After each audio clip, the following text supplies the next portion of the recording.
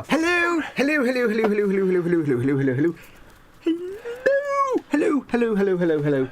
Your turn. Hello. All right. Hey, Hello. everyone. Hey, you did the hand talking. I'm facing the wall. I can't do it with that hand. I can't do it with my left hand. Hello. Yeah. That was really Hello, weird. folks. Hello, everyone. Welcome. It is, of course, what is it, Cole? Sunday. Yeah, Sunday, innit? And you know what happens on Sunday? Bugger all. Warhammer Sunday. Yeah, and also bagger all and fried food. Yeah. Yeah. Oh, yeah.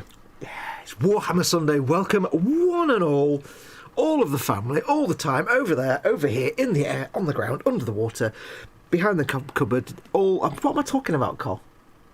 I've got absolutely no idea. I've not even got my thinners out yet, and I'm already a bit spongy. Yeah, have you been sniffing that special liquid that you was told not to sniff, mate? Maybe I didn't put the lid back on the enamel thinners quite enough last night, and it's just been breathing it in all right. Welcome one and all to Warhammer Sunday, that time of the week when Colin and I just crack on with some Warhammer goodness. I'm, of course, working on my Baneblade still, and Colin is working on his... Ork Battlewagon with shizzle and all of that gubbins and funnelage and bendy straws and... Marvel at the chiselet on that model. It is... So I'm just adding a few more bits to it, and then I can start finishing the base colours, and then, start layering it up. Layering it up.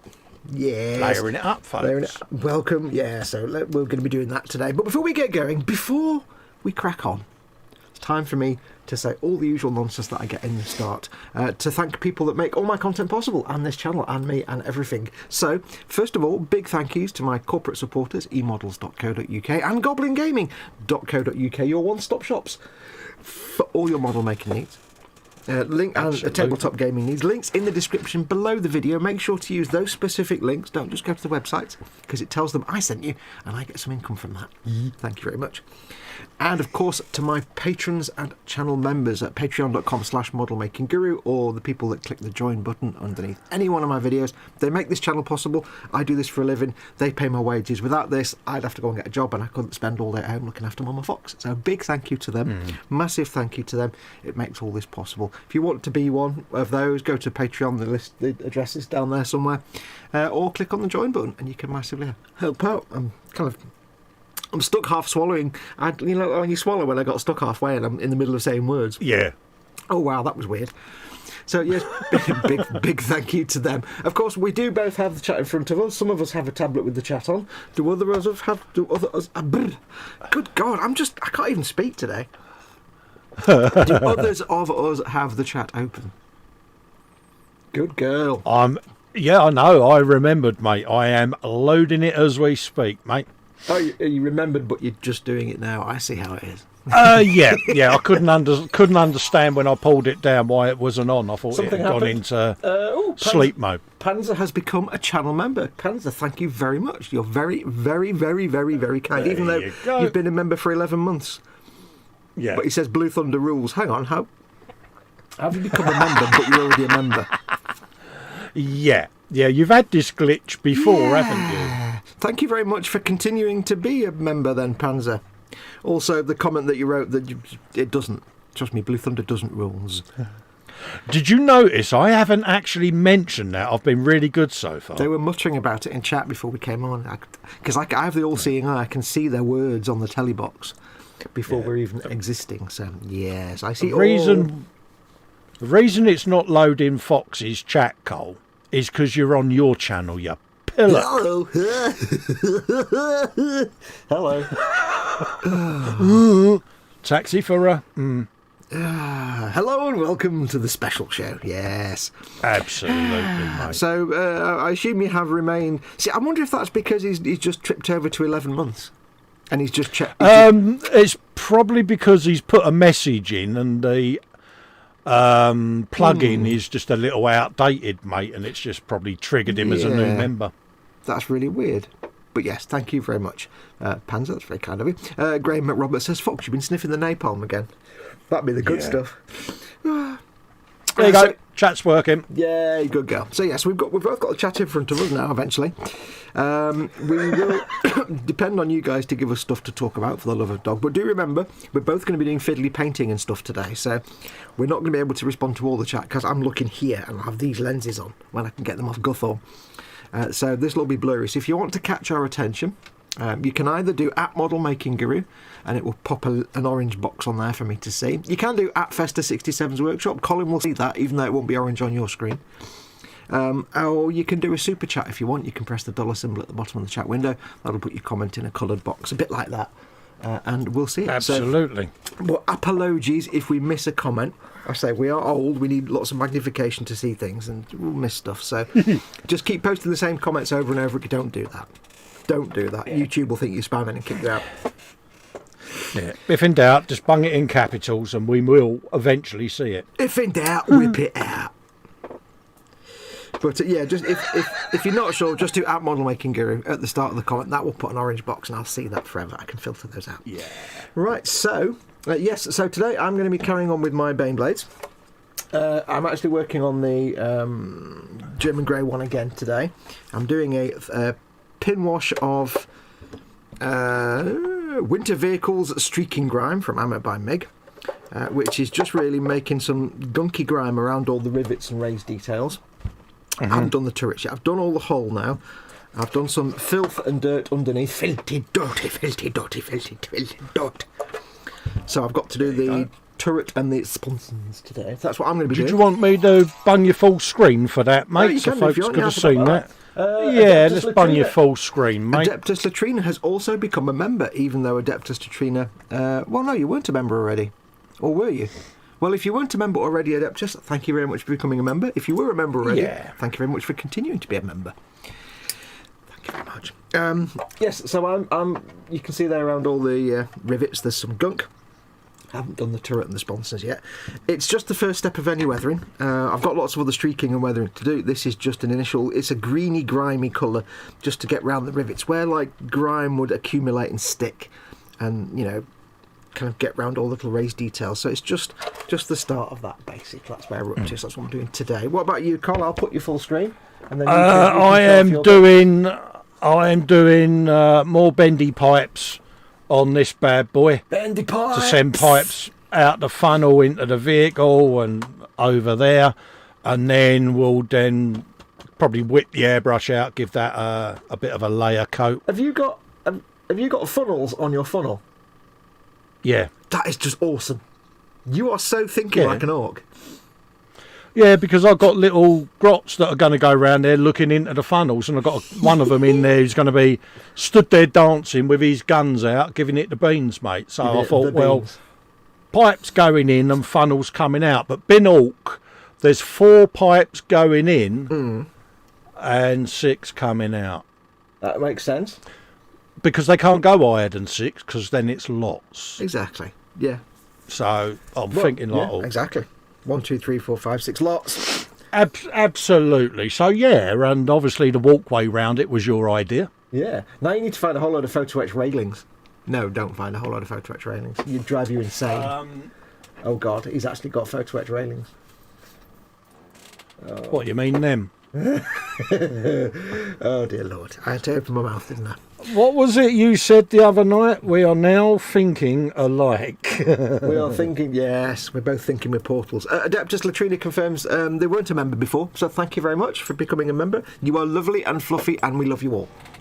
Thank you very much. Don't forget, of course, though, your support for my channel is fantastic, but this is a 2-man show. Of course, Colin also has his own channel, Festa67's Workshop. So make sure you share the love. He's also got a Patreon, patreon.com/Festa67's Workshop, and he has channel memberships as well. So make sure to share the love.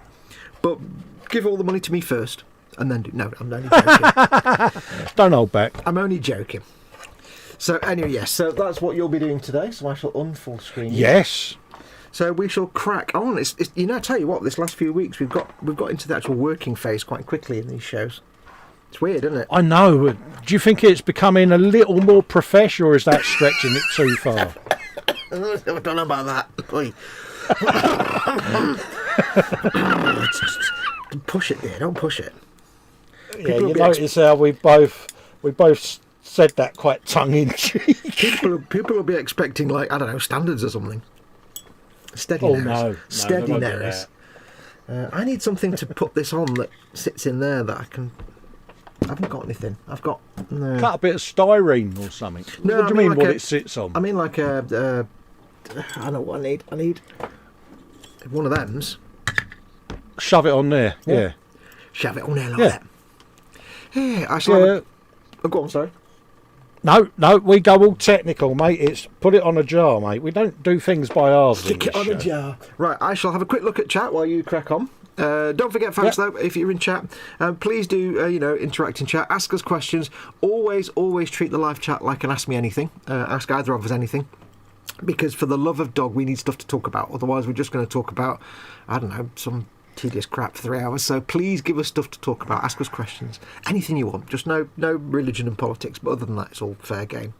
Yeah. And not Blue Thunder, because it's rubbish. Okay, so in chat we have, of course, Adeptus Latrina, who is now a lovely channel member. By the way, Adeptus, now you're a channel member. You've got a little coloured thing next to your name.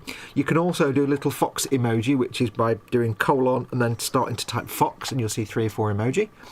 And don't forget, you now have access to the 24/7 live Zoom Hangout. There are links in the description below.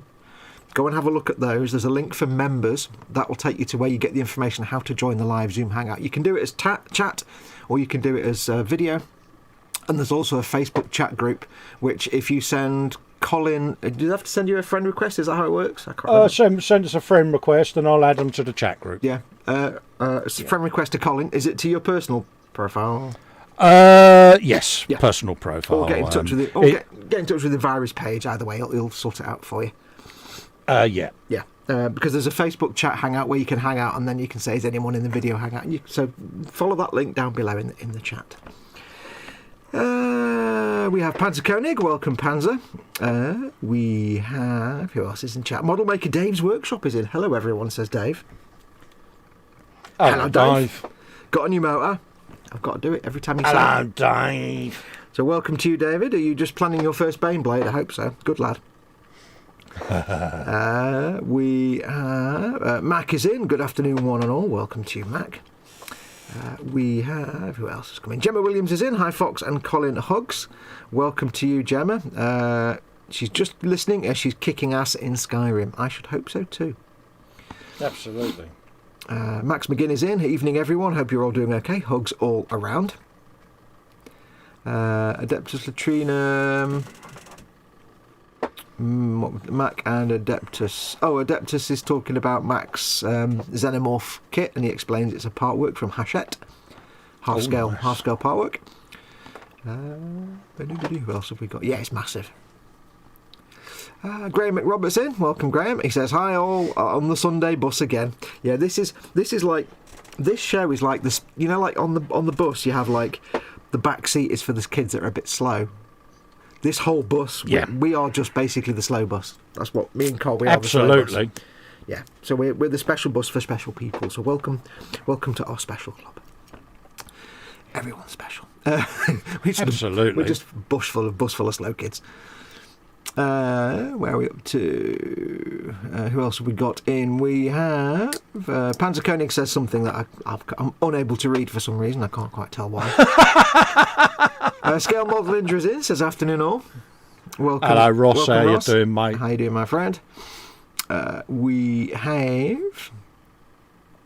Graham McRobert is talking about Trumpage. I can't imagine why he's talking about Trumps. I don't know who farts on the live. Who farts on a live stream? Come on, nobody does that. Yeah. Adeptus says, have a cheeseburger on me every month, Foxy. Thank you very much. You're very, very kind. Oh, bless. Panzer says, welcome to the cool instruction page turner gang. Graham says that your battle wagon is looking good. It's getting there. It's, a long way to go on it yet, Graham. Yeah. But it's getting there, mate. I love the fact you've already got the base colours down, but you're still adding stuff to it. It's like you just can't help yourself, can you, with the modding? I can't. I finished painting this after 6 months, but now I need to glue more shit to it.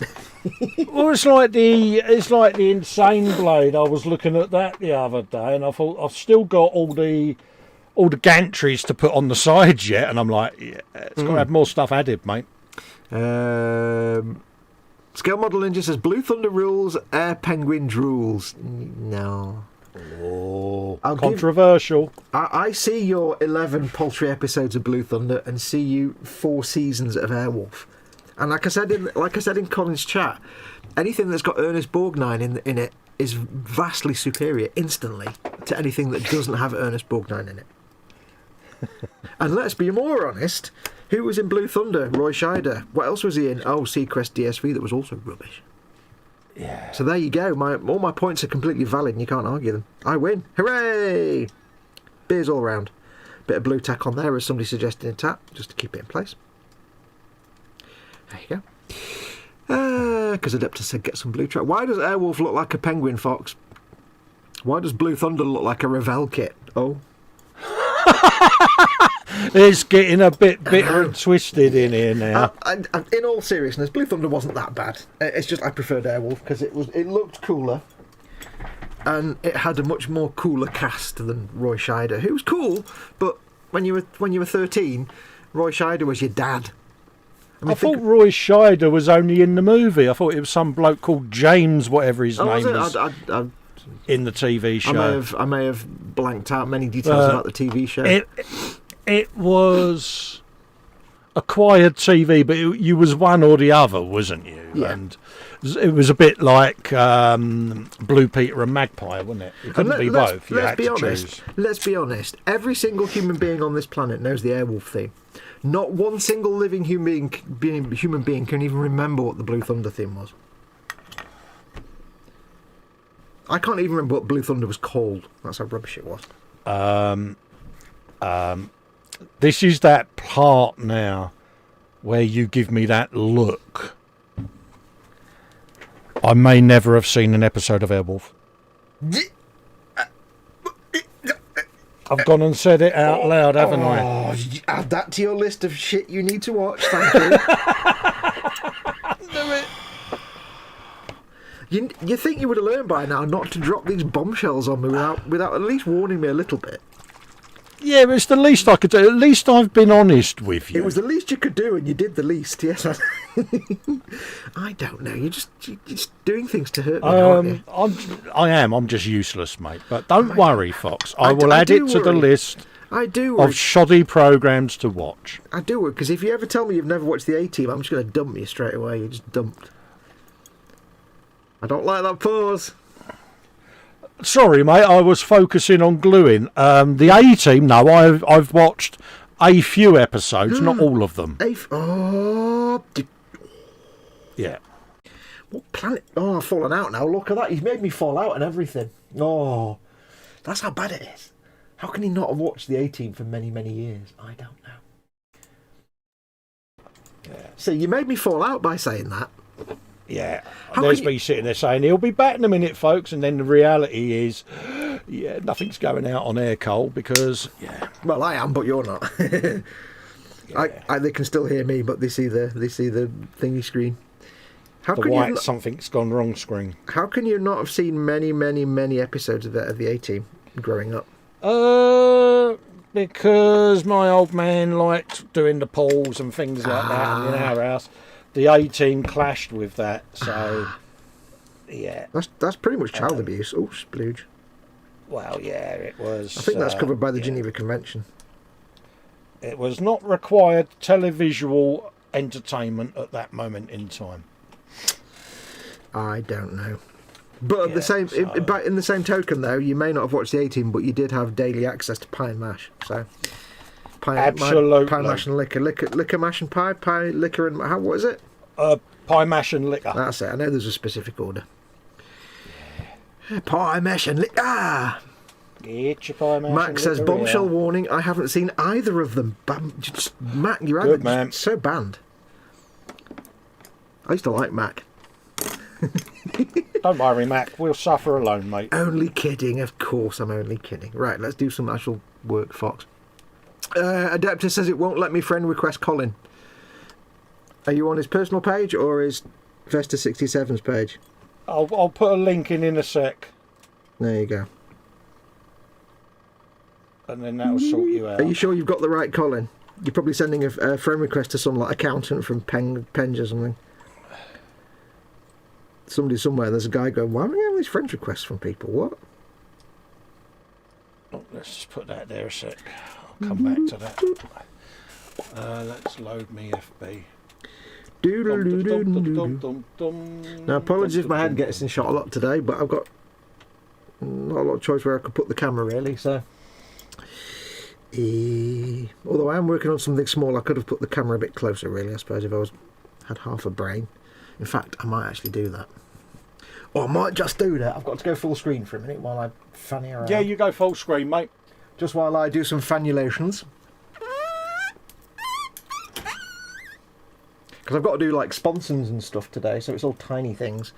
So if I put that there like that, you see, like that, what I can do then is I can change my focus. Yeah.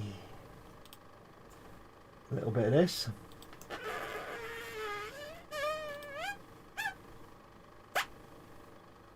Lovely. There you go. Now you can see stuff. I've put the link in the chat for you. There you go. Lovely. Oh, what am I doing? So anyway, how you been, Colin? All right, mate. All right. You diddling. Half left and a bit in the middle. Yeah.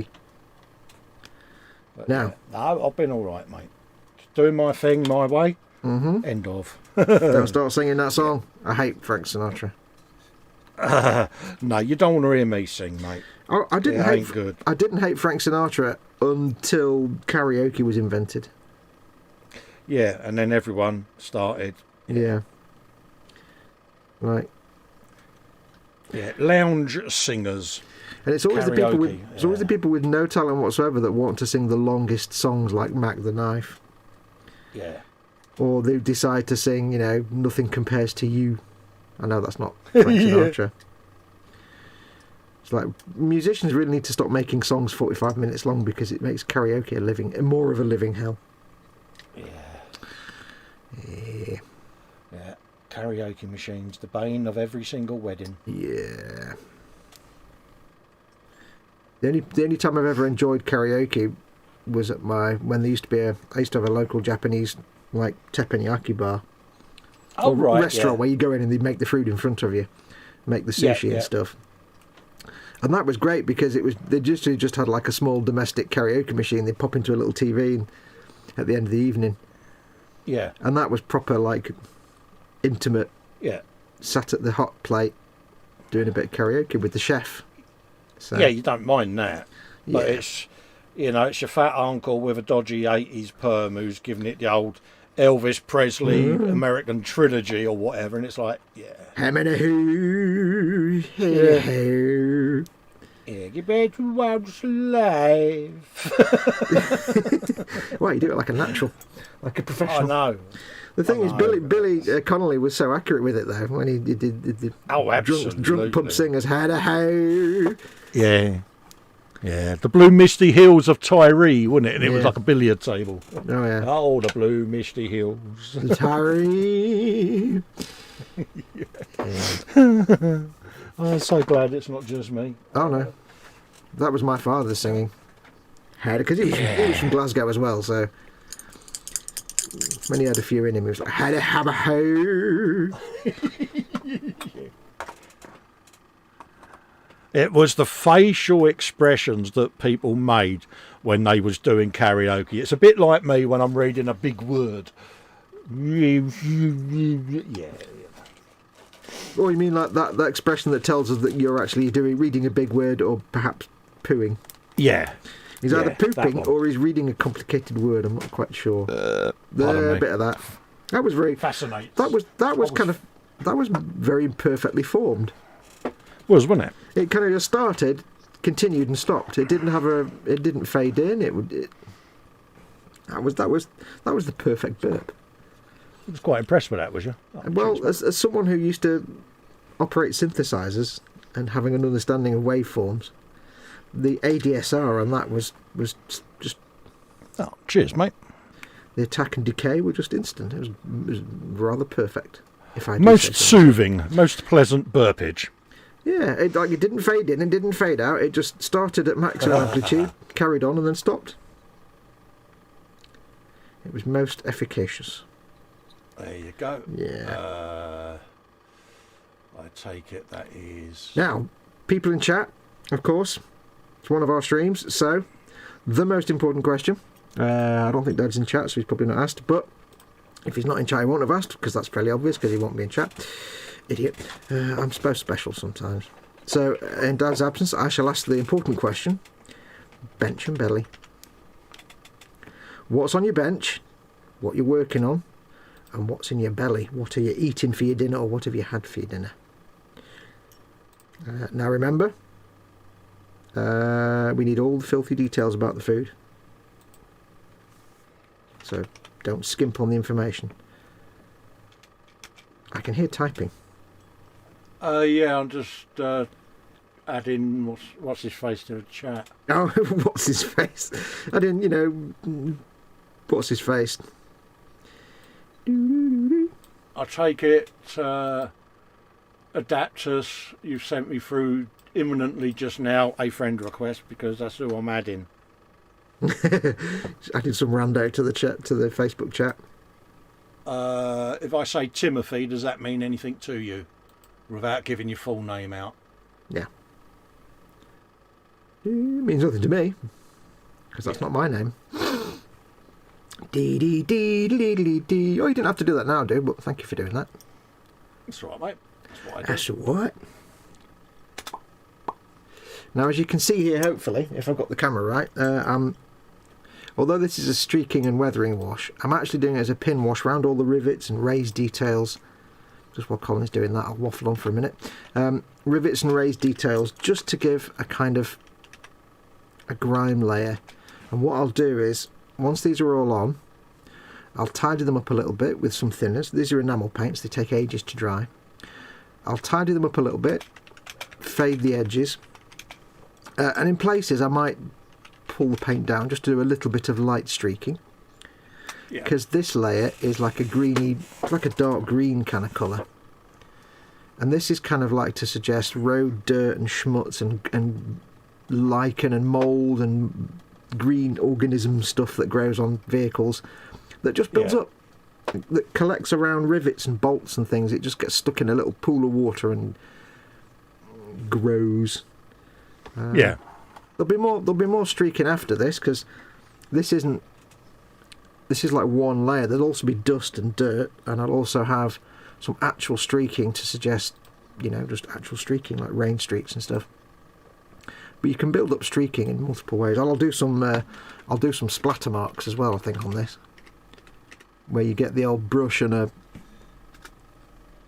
pin or something, a brush and a pin or an old airbrush needle, and you actually flick the wash over the model, and you get that kind of spotted effect. Not with this wash, because this isn't meant to be that kind of dirt. Yeah. But when I do like the mud and dirt, well, the dust and dirt, it'll be some spatter marks as well, I think, because that's fun. Can't beat a bit of spatter. Spatter, can't beat a little bit of spatter on your brush. I don't know what that means. I think that was a butter advert back in the day. I am not even going to begin to try to divulge what that may or may not mean, because I'm bound to get it massively wrong. Never put a better bit of butter on your knife, but I can't remember what the product was. Wasn't Country Life. Country Life, that's it. Yeah, from the cows at the dairy and the dairy. Yeah. I need to get out more. You know all the words. I know. Am I actually on camera? Yes. We will do our best to keep it in line with chat, folks, but remember to do @ModelMakingGuru as at the bare minimum to make sure we can see the chat, or @Festa67's workshop. I will have a looky look at chat in a minute, mate. Yes, I'll have a look when I've done this as well. We need to start being professional, do the red to hear bit. Wait, that involves like planning and knowledge, and that's just stupid. Can't do that. Suitably professional. Do you realise what you're saying, man? Do you realise what you're actually... honestly. Well, yeah, I'm tasking us to do something sensible. Yeah, take a step back. Yeah, it's not going to happen. Yeah. Take a step back and think about what you've done.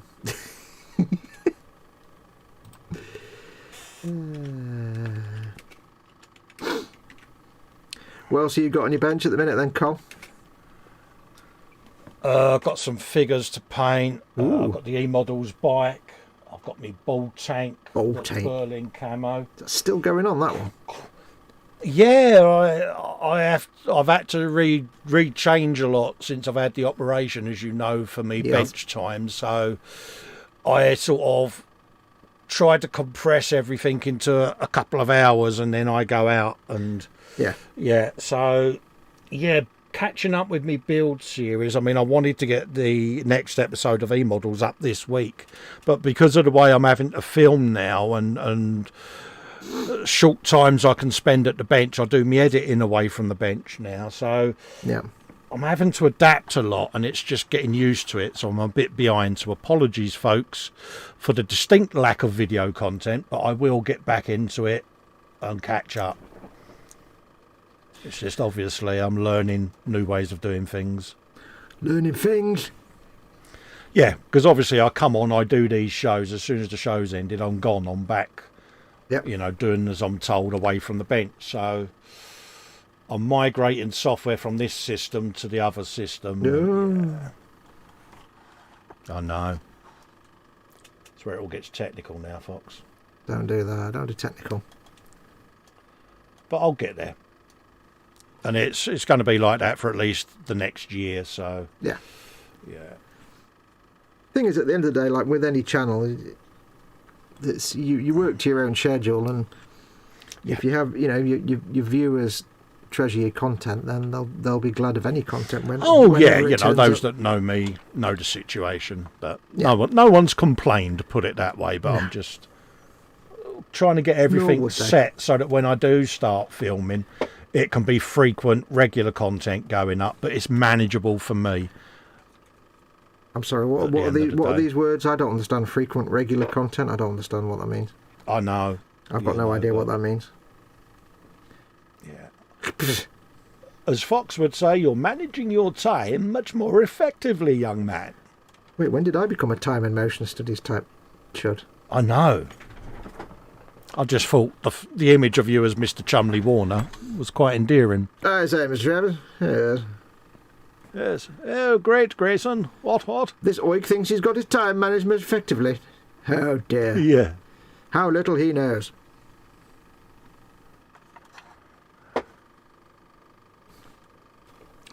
Now we shall discuss a return to the gold standard. Yeah, okay, so there's the first layer down on the Ork. Ouch. Ouch, what was that? Yeah. What did you do? I have the drawer out that I rest my feet on, and I might have got my foot wedged and stuck in the drawer, but it's out now. Bless. You're just a special case, aren't you? Oh, special needs, mate, telling you, mate. You know, you didn't realise what you was letting on the show. They say in television, don't work with children and animals, and you said to me, come and join me on my stream. Yeah. What can possibly go wrong? Yeah. It's like Colin is special needs. Which needs? All of them. Yeah. All of the special needs. But it's helped you out because it is difficult doing a stream on your own. It's hard graft, isn't it, mate? Yeah. You know what I mean? And we all spark off of each other. I have it with Dave and Mike when I do streams with them. You know, they've got them personalities that you can bounce off of. And when you're on your lonesome, you can't always get that right. No, and the difficulty is, of course, because I planned for a long time to get into doing more painty stuff in these streams anyway. Yeah. But the difficulty of this, as I'm sure other people have found out when they try and do their own streams, is that if you're doing complicated painty stuff, the last thing you can do is interact a lot with chat. Yeah. Because you've focused on your painty stuff. But if you're not interacting with chat, then people are like, why am I watching this? It's really boring because it's just painting and not talking. So it means that there's two of us now, so we can both ignore chat, and it feels a bit better about that. We can both ignore the chat. As soon as I've got me brush down, Ray Aquilina's in saying hi to Colin and Foxx. Hello, Ray. I'll do a bit of chat dollying for you, mate. I was going to do some in a minute, but I hadn't actually finished the bit I was going to finish. No, you do what you're doing, mate. I'm only slapping on base layers, mate, so slap it on. Slap it on! I haven't got any buttons, so... I mean, I have, but I don't use them anymore. I have, I just don't use them. Yeah, I can't activate my TED button because it's on your stream. Activate your TED button.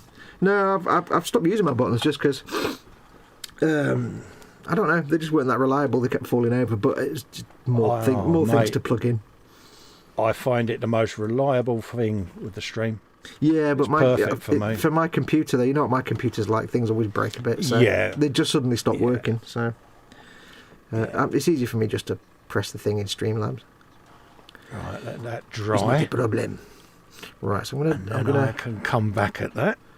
I'm not going to do the under area yet because I don't want to turn it upside down and it to ping off and break this resin stubber. So I'm going to do the under area in a moment. Gentlemen, prepare your under areas. Put the paintbrush even, of goodness. Hello, spider pigs. That was a chain. That was a chain of spider pigs. That was like a crocodile of spider pigs going across the crossing. So,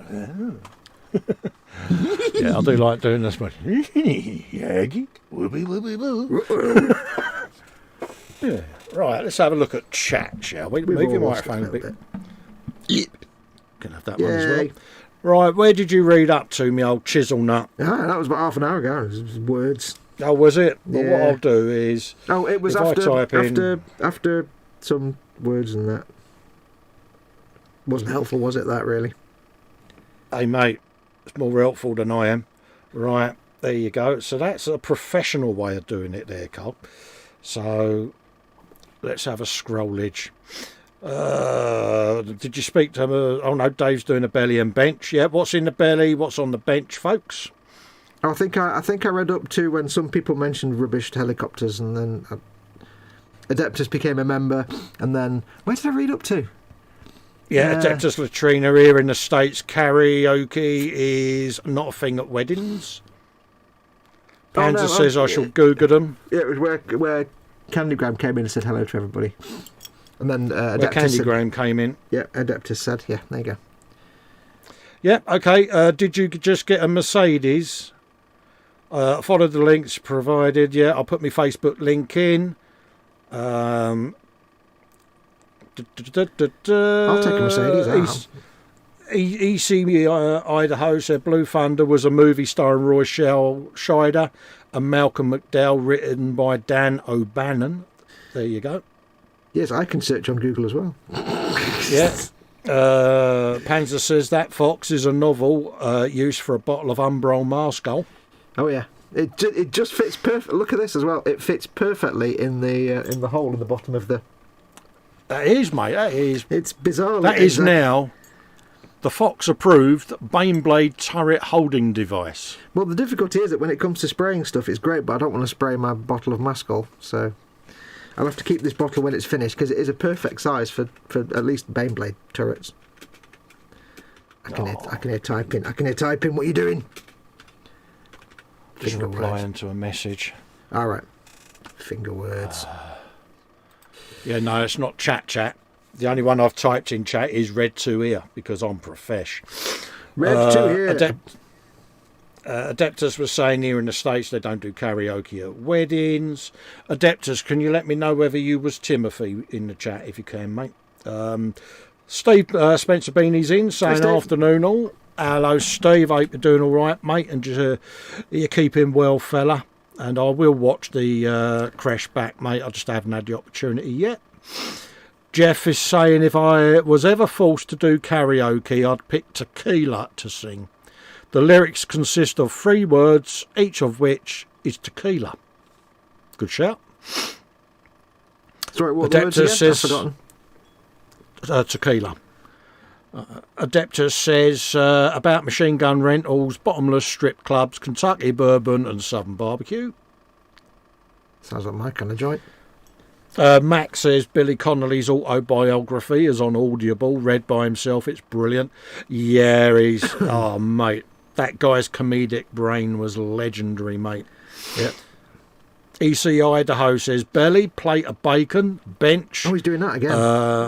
HO locos, weathering and panel line detailing. Was it EC Idaho doing the plate of bacon yesterday, or was that somebody else? And if so, was that inspired by whoever it was doing it yesterday? Hey, mate, plate of bacon's plate of bacon, isn't it? I know. I've never Eon's- actually thought about having a plate just of bacon until yesterday when somebody mentioned it in chat, and I'm like, oh, that's such a great idea. Eon's Cars saying, yep, better B&B on the bench. About 20 pox walkers, and as far as the belly, waffles and chicken nuggets. Yeah, there's no such thing as 1 or 2 pox walkers. You just... Yeah. Cryo the punching bag says, seeing that you two are live makes me happy. Oh, many thanks, mate. Thank you for that. Yeah, most kind. Max says to Candy Graham, but you do get to do the do noises. Yeah, but you don't do they don't do do. Yeah. No, do they don't. don't. You don't do. No, they don't do. No, you don't do that. Adeptus Latrina, belly, 3 eggs and a leftover ribeye steak. Ooh. Wait, hang on. How is there a leftover ribeye steak? How is that not? Yeah. How do you end up with you one? got to get the ribeye. No, but the thing is, if I have a selection of steaks, none of them are getting left over. How do you end up with a leftover steak? That's not even physically possible. Giant cup of tea. Dave is saying belly, 2 sausages, bacon, grilled tomato and grated cheese with brown sauce. Blue Thunder, he says bench, nothing, he's having chilly times. Chilly times. You went quiet in the middle of that sentence, just suddenly went silent for a couple of words. I don't know what that was. That's because I was thinking of punctuation, Dave, Foxx even. I've just done all of that and I didn't have my lenses on. I'm an idiot. Yeah, I wondered why I was struggling to see, and I haven't got mine on. Yeah.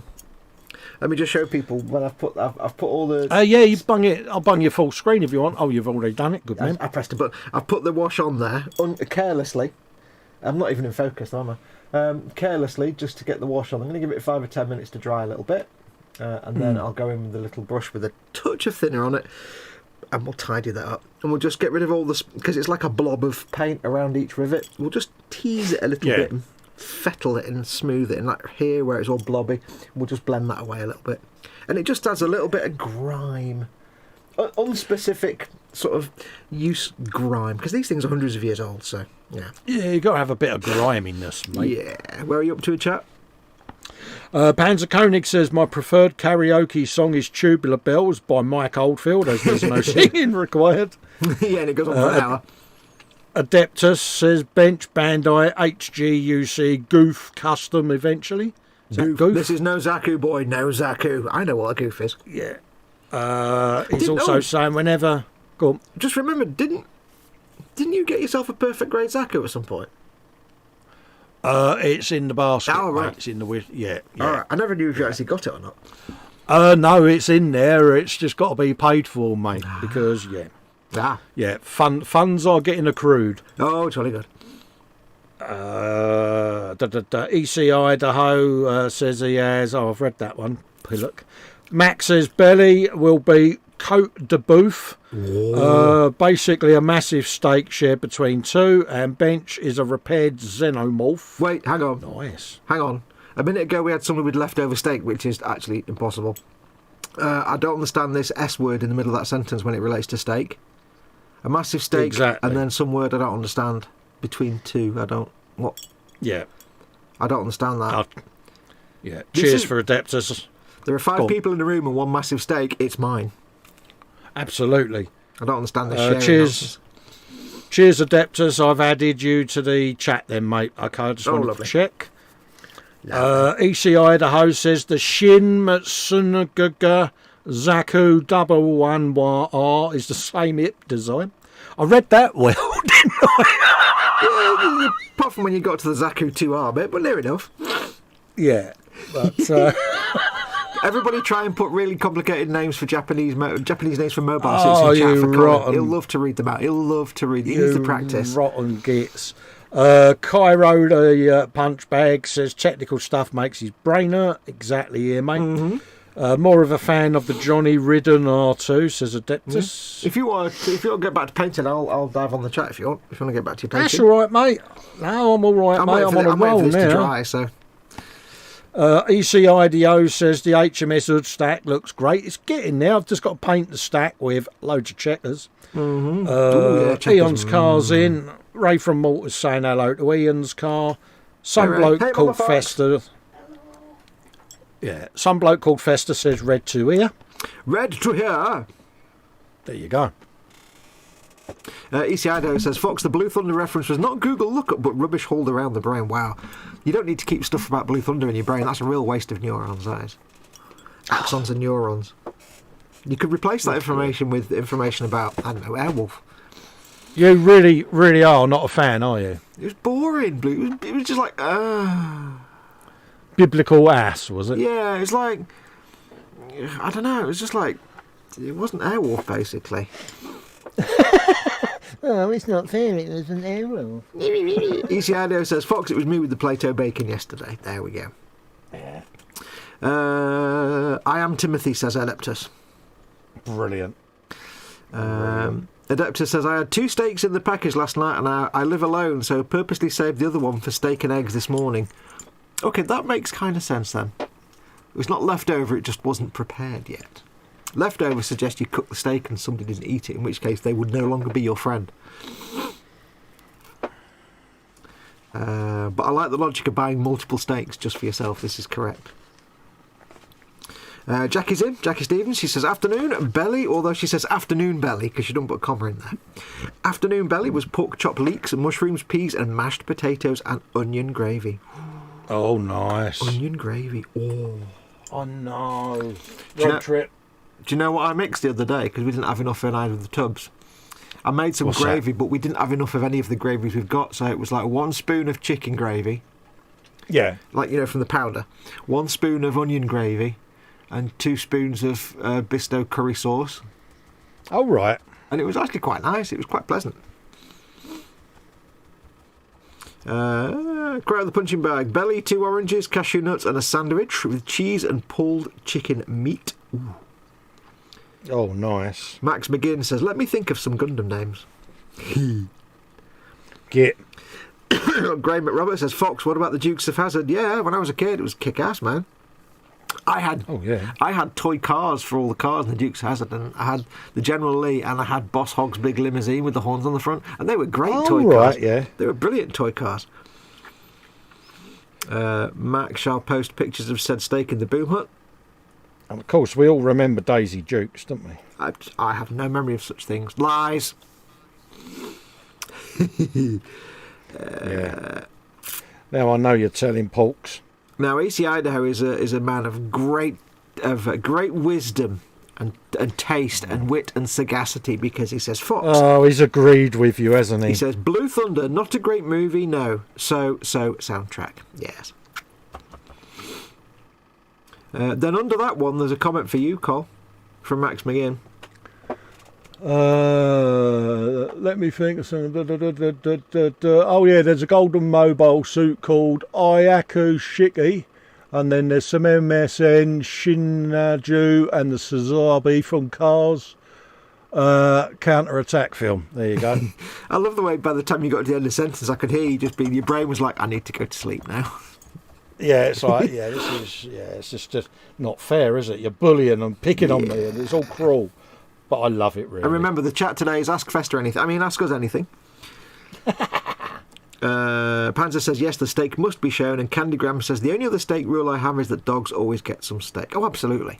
If you've got a pupper, then if you get a steak, you have to get 2 steaks, 1 for the pupper. You can never have a steak and give it a bit. You can't have a steak in the house and not give the dog some steak, because, yeah. Totally Scale Models. Bench is the Chieftain Mark 10. Belly is nothing but having leftover curry later. This is correct. Yeah, nice chieftain that, Steve, by the way, mate. And Adeptus really says, my nephew just sent me video of a corgi running through deep snow. My life is perfect right now. I found that animated GIF the other day. It was a cardboard box and they'd cut a hole in the end, and there was a corgi in the box, and its head was popped out of the hole. But because it's only little, when it walked around, it was just like you couldn't see its legs. It was just a box. Oh. It was a box with a corgi's head on the end of it. It was quite adorable.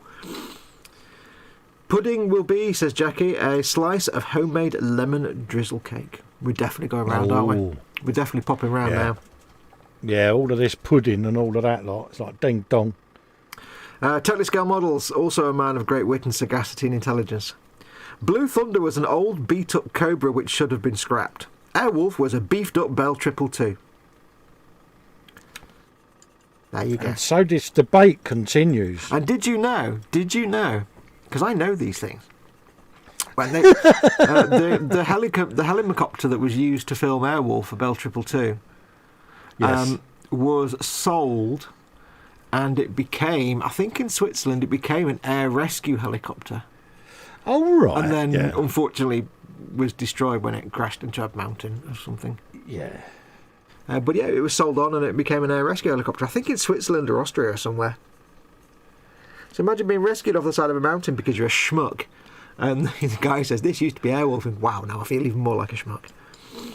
See, Dave, this is what you started. I told you would be letting me in for an afternoon of shenanigans over this. Yes. You are a turd, Dave. You never want to pull my string.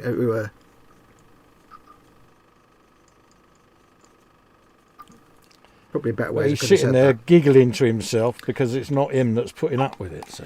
Yeah, but we'll get our revenge when somehow he ends up doing a Baneblade against his will. Oh, yeah, it's going to happen. Somehow it's going to happen. Because there's enough evil people out there that it'll happen. Right, now we're going to go and tidy up some shizzle. So, almost microscopic amount of thinner on the brush. It's the wrong brush. Smaller brush. Tiny amount of thinner. I just literally break the surface tension of the thinner with the point of the brush. All I'm going to do is go around each rivet and just fuss and blend and fettle. It takes forever. Yeah, nothing wrong with a bit of fettling and a bit of finagling. Yeah, I like a nice fuss.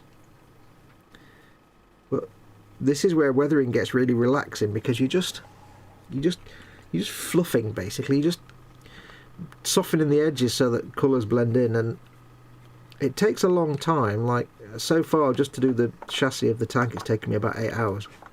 Yeah. To do the main hull. But you know what? It's so relaxing and peaceful because you can't really go wrong.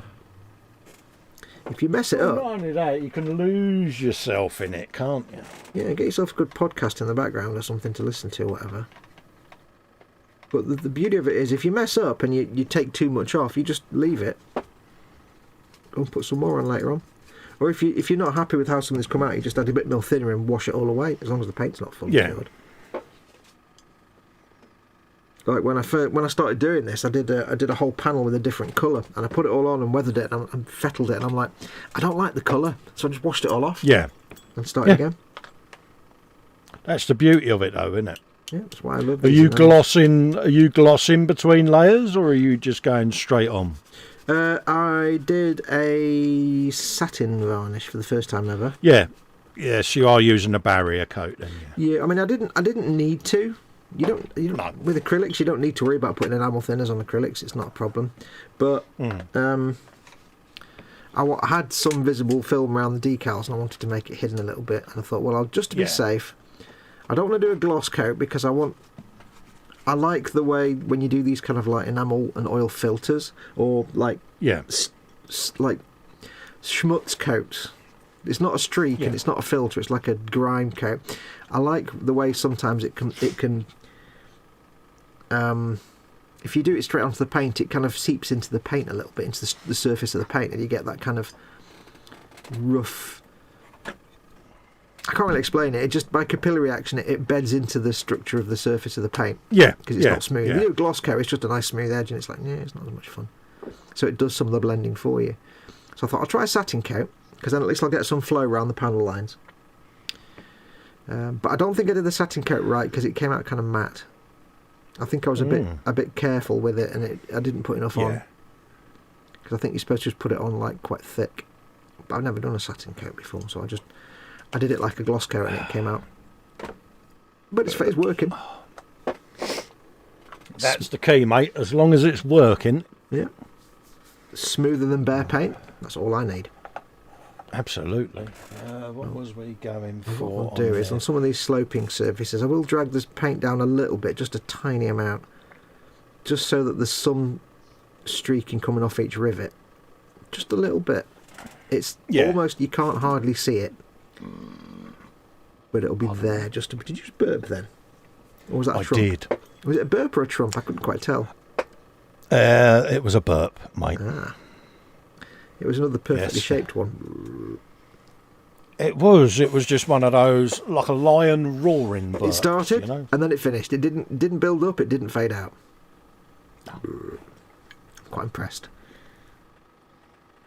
You seem to have mastered your waveforms. I know. It's getting there, isn't it?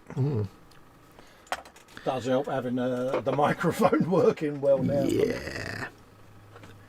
Yeah, so on these slopey surfaces, I can afford to pull the paint down and have little streaky bits.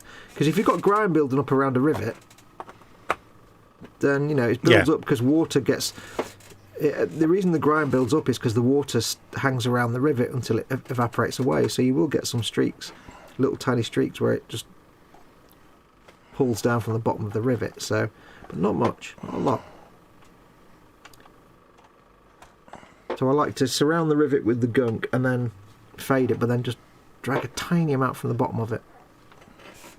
It's hard to see, but especially over like white markings like here, it will just... Yeah. You'll see a little slightly off-coloured streak and it will just start to suggest streaking. There'll be other streaking going on top. But... Can't beat a bit streaking, mate. We've said this before. Streaking is fun. The key to like really satisfying weathering effects is absolutely subtlety.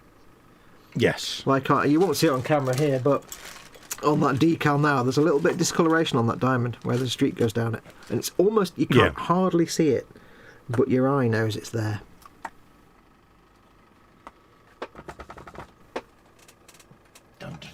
It's the kind of thing that when I sell this, it's going to be sold for a lot less than it's actually worth, I think, because of the amount of work I've put into it. But I'm trying to...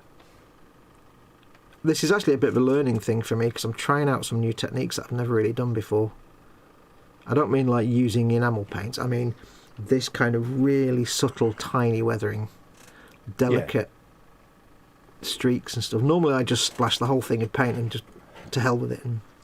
But I'm trying to be more subtle with this one. Because That's twice you've used that word. I know. I wish I knew what it meant. I know. I've just heard other people use it. So, but I've just over the last couple of months I've seen examples of some work, and it's like the weathering is done so carefully and so delicately and so like again subtly. Yeah. That it looks much more impressive than full on weather everything to the max kind of weathering. Yeah. Which is the kind of stuff I used to do. Let me go backwards a little bit, which makes no visual sense, but... There you go, Cole. You can actually see what you're doing now. Lenses of goodness have been applied. So there you go. We've got some streaking on the unit number there. It's not in focus on there, but it's very subtle. And like I say, if you're walking past it, you wouldn't see it, you wouldn't notice it, but your eye just notices the difference a little bit, because it's not just white and it's not just grey behind it. Just adds that little bit of something. What are you doing? Painting a dude, mate. Ooh. Tell me what you're doing. What bit are you painting? His arm. He's a Buddhist. You see what I did there? I did. See, relevant humour. You're doing really well today. I am proud of you, soldier.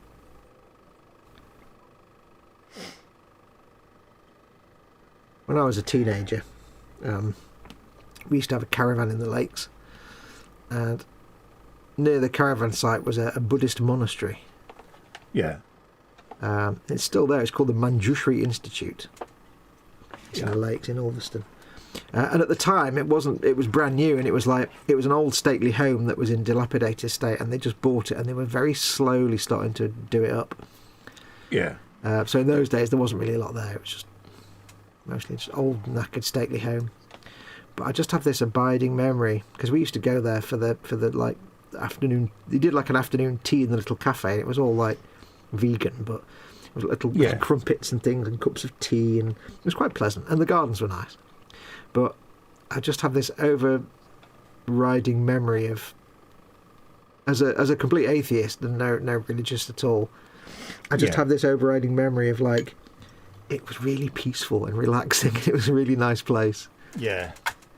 Tranquil. Yeah, you just walk around the grounds, and even when you're walking through the building and the monks are walking around, it's like just so chilled out. Yeah. I remember that.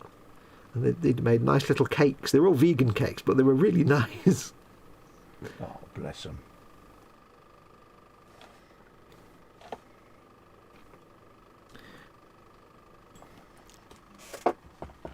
Wet palette. That's what I'm missing. Wet palette. Something disguise. There's not really a comment I can work that into. There you go.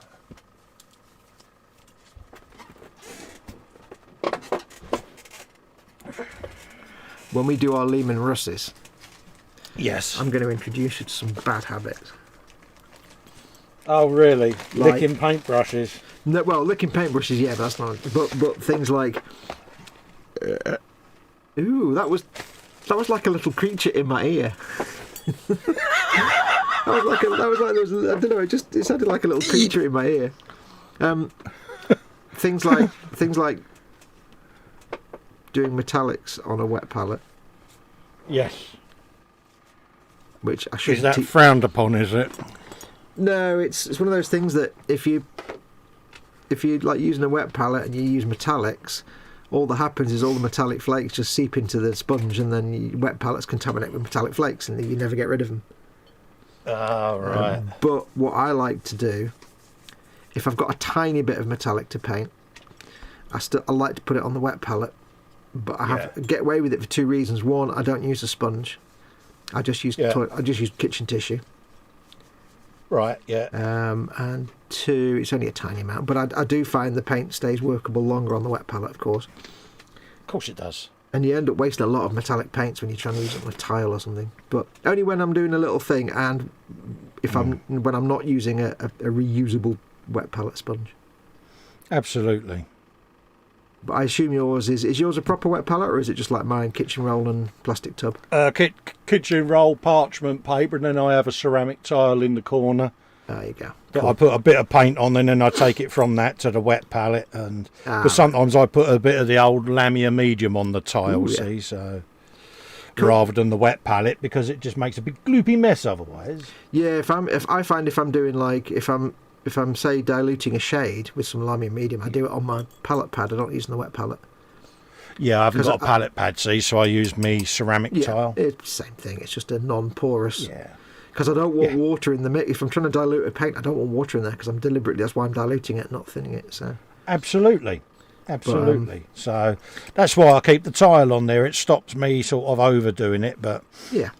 So yes. So if you've got disposable tissue in there, then yes, we can get some metallics on your wet palette. Yeah, I just use a doubled up piece of kitchen roll and then a sheet of parchment paper. Yep, same here.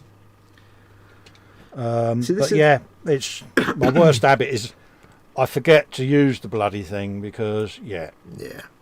I mean, this is the one thing I don't get, and I don't really get this at all. Is that people sell wet palettes? You can buy wet palettes with you get proper professional ones, and they've got the sponge. They've got like replaceable sponges and stuff that you can clean out. And you get the little specially shaped palette paper and stuff like that.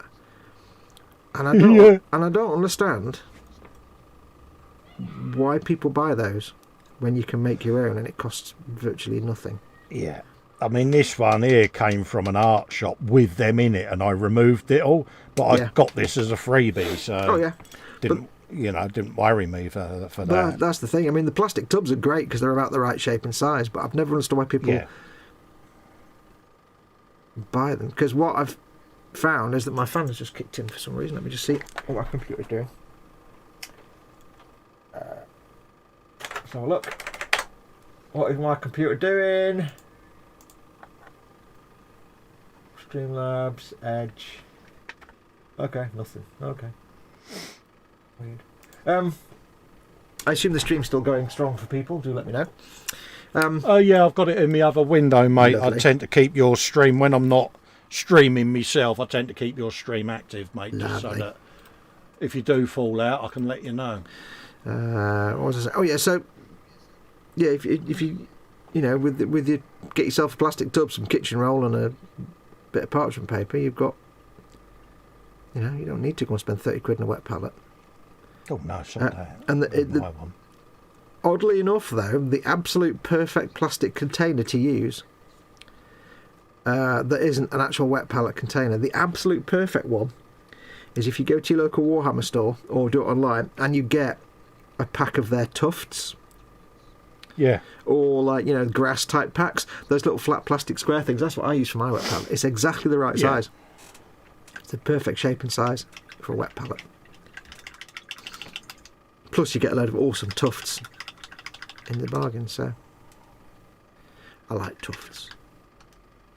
Oh yeah, can't beat a nice bit of tuftage. Yeah. And I'll be honest as well, at the moment I'm using Mason and Cash cake decorating parchment paper, which doesn't seem to exist anymore. But I bought that, I think, about 5 years ago. Yeah. And I'm still going through it. I've still got like that much left. So, yeah. And I got this one because it's exactly the same width as my pallet pad. My pallet box, almost. You can buy the big long rolls, but I prefer that one because it's exactly the right width. I just need to cut it to the length. So, yeah. When with mine, I tend to move my tile around to cover up the stuff I've already used, so I get a maximum usage out of each bit. Oh yeah, but that's the thing. I mean, when I started getting low on that one, I thought I better buy some more, and then I realised it didn't exist anymore. I'm like, crap, and not many people make the rolls in that size. No, but I did find one in the end that was the same size. So yeah, it's just exactly the perfect size for It's the perfect size for Citadel Tuft packs. Yeah. Boxes. You know what I mean? I certainly do. Anyway, what am I doing? I'm thinking about food again, aren't I? God damn it. Why is it whenever I stream with you, we end up thinking about food? And normally because I mock you if I've had something like a takeaway. Yeah, and why is it whenever I stream with you, I end up having a takeaway for my dinner? God damn it. Supposed to be doing healthy shizzle. Yeah, you can't do healthy shizzle when I'm around. Doctor, you need to eat healthy. I know, Colin. Oh, yeah, we'll get the cardiology bed ready for you. Yeah. Just accept it now. Make your time well. Absolutely, mate. Bless you. You don't stand any chance, mate. Not with me. Not a single chance.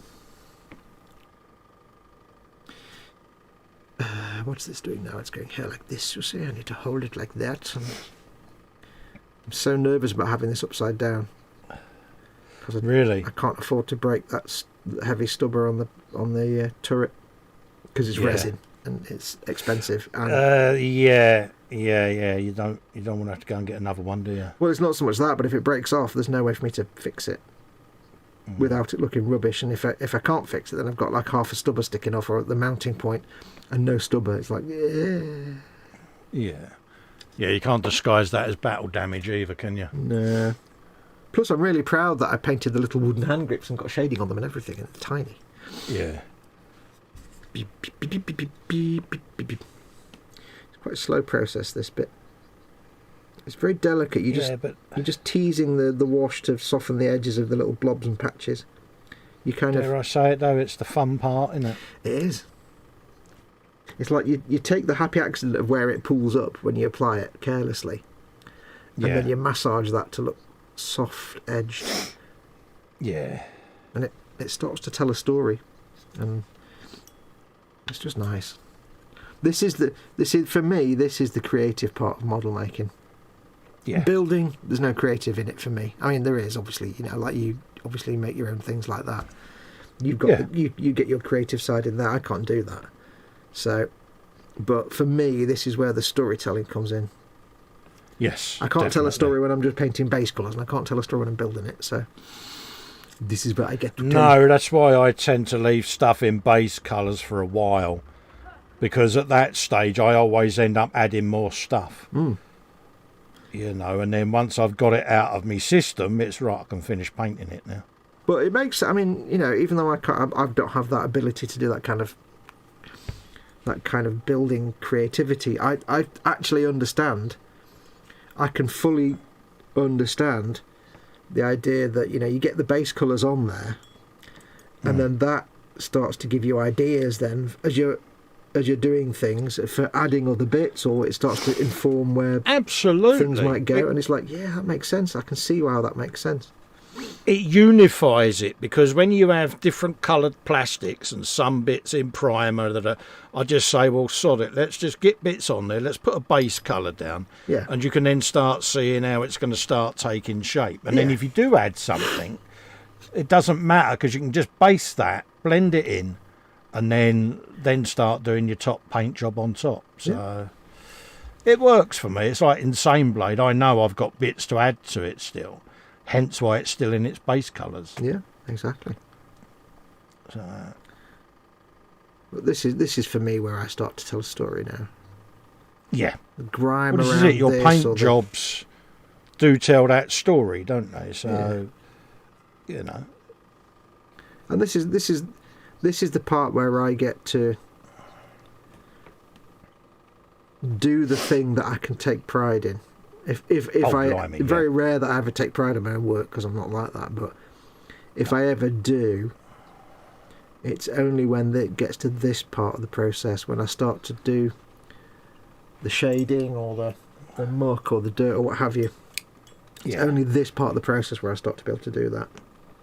I mean, ever since I've known you, you've always said you're a builder. You're a painter, sorry, not a builder. Yeah. But it's like, It's your thing.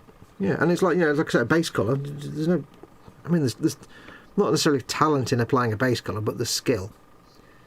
You know, oh look, I turned an airbrush on and painted it blue or green or whatever. Yeah, okay, that's fine. Yeah. But the weathering, that's where Yeah. the talent comes in, I think. For me, anyway. Yeah, you're right. You're bang on right. I mean, don't get me wrong, for somebody who builds like shiny sports cars or something, then the painting of that bit, that is a talent. Because that's a whole different thing of fish. But for something like this, I sprayed it grey. It's not a barrier to entry, is it? Not really. But the weathering, yeah. Like, I am really... It sounds really weird, and it won't come out. I'll see if I can get the camera closer. Hang on. See how close I can get with this chisel, so people can see what I'm doing. Because I've got to be able to move this thing around without dinging the camera every 5 seconds. Let me... There you go. I'll bung you full screen Oh, for a yeah, sec. I'll adjust my focus. Hang on. If I get close in, it won't come out on camera at all.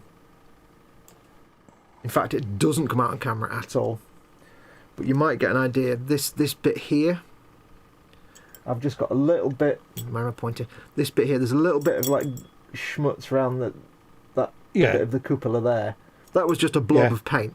Like you've got blobs of paint here, and I've just teased it and fettled it with the thin and just a very damp, ever so slightly damp brush, just to soften the edge. And now it's got this kind of shadowing and build-up of grime effect just around that turret part. Like you can see on the gun here, where I've slapped a layer of the paint here on that. Yes. On that joint there. When that's dried a little bit, I'll go in and I'll tease it and soften it so it looks more like a shadow. So that's what I'm doing. Literally that. Works a treat though, doesn't it? But this is all, in a way, it's all new for me, because I've always taken the lazy slapdash way of like put the paint all over it and then work it back. Yeah. A much more subtractive method. But like I said, after watching some videos over the last few weeks of people that don't do that, and people that take a much more thoughtful, conscientious approach like this, I've thought to myself, I want to try doing that. Yeah. Because the way I do it up until now was always fast and efficient, but it's kept things simple and fast and efficient, but it also means that you don't have a lot of zen moments. And I knew doing something like this I'd find really quite relaxing. So, Well, that's the thing, isn't it? When you're doing the figures and the weathering, it just relaxes you. It's soothing. yeah. I mean, I get bored doing paint chips. They are boring. Yeah. They start off relaxing, but then they do get quite boring. But this kind of thing where it's just... Because you can't really mess it up. Like I said, if you make a mess of something, you just wipe all the paint away completely and start again. It's perfect. Yeah. Yeah, I've got that stage to come yet. Paint chips, it's like, yeah, deep joy. Yeah. But it'll be fun. It'll come there. Have you got? It's one of the. Sorry, go on. I was going to say, have you got a fan on by the way or something? No, it's my fish tank pump. Oh right, okay. Just, no, don't worry about it. It was just I didn't know if it was my computer fan or not. I thought my computer fan was rattling. Are you hearing a cluck, like a noise? Yeah, don't worry about it. It's not a problem. It's just I didn't know if it was at my end or not. I was like, is my computer fan going all rattly? Do I need to get it open and start farting around with it? Don't worry about it. It's not a problem. I'm still full screen, aren't I? Has it stopped now? Yeah, but I don't want you to kill the fish. No, it's not killing the fish. I'll just reach over with me grabber and thump the case. It's all right. I've got a new pump that I've got to install this week. Oh, right. No, I can't hear it. See, but if it's audible, just tell me. All right. No, it wasn't. Like I said, it wasn't a problem. I suddenly thought. I thought it was my PC fan. I was going to have to order a new PC fan or something. Because sometimes it's only when H come in the other day and said, "What is that clanking noise in the corner?" Yeah. It's almost like an oldie worldy projector. Yeah. No, I say it's fine. It's just I didn't know if it was my computer fan. I was worried that my computer fan was knackered and I'm going to stop taking things apart. Panzer says you're adding visual interest to the surface patina of the tank. That's my idea. But this is only the first stage because I've got other streaking and stuff to do, and that's the kind of interesting thing. Not so much on these top bits, because when you get to things like the top of the turret, you're not going to have a lot of like dust from the road or streaking, but you'll have some. But on the sides of the tank and around the wheels, you'll have lots of, dust and dirt. But I think for these, I'm not going to go for mud. Yeah. I'm going to go for dust and light coloured dust streaks. Almost like desert weathering, but not necessarily desert weathering, because this is German grey colour. But like it's been driving around in the middle of summer and it's all dry earth, so it's all sandy colours. Yeah. Because that looks great on German grey. All this you'll find out when we do your Lehman Russ. I know. Because it's basically... So looking forward to it. Oh, yeah. I mean, it's basically, my influence is every time you saw a Tamiya box art and it was a German grey vehicle, it always had that really subtle, dry, bright, light-coloured earth weathering, and that's exactly what I'm looking to reproduce. That Tamiya look.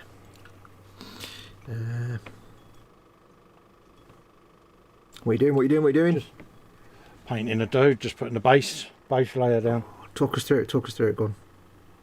I am painting a dude and putting the base layer down. Brilliant, thanks for that, bye. What did you expect? I don't know. Explain your process. Discuss your thought process, or I don't know. I get the brush. I put it in the paint. Apply it from wet palette to figure. There's no thought process, mate. It's just let's get the figures based. This is me you're talking to, mate. Man of very little words. You're that kid in class that reads in a monotone again, aren't you? I'm the kid in class that the teacher wouldn't let read out loud because of the way I talk. No, your teacher was wrong. Your voice is your asset. They spent the first 3 years in senior school trying to educate my accent out of me. Yeah, it's like Mama Foxx when she was a young girl in the 30s.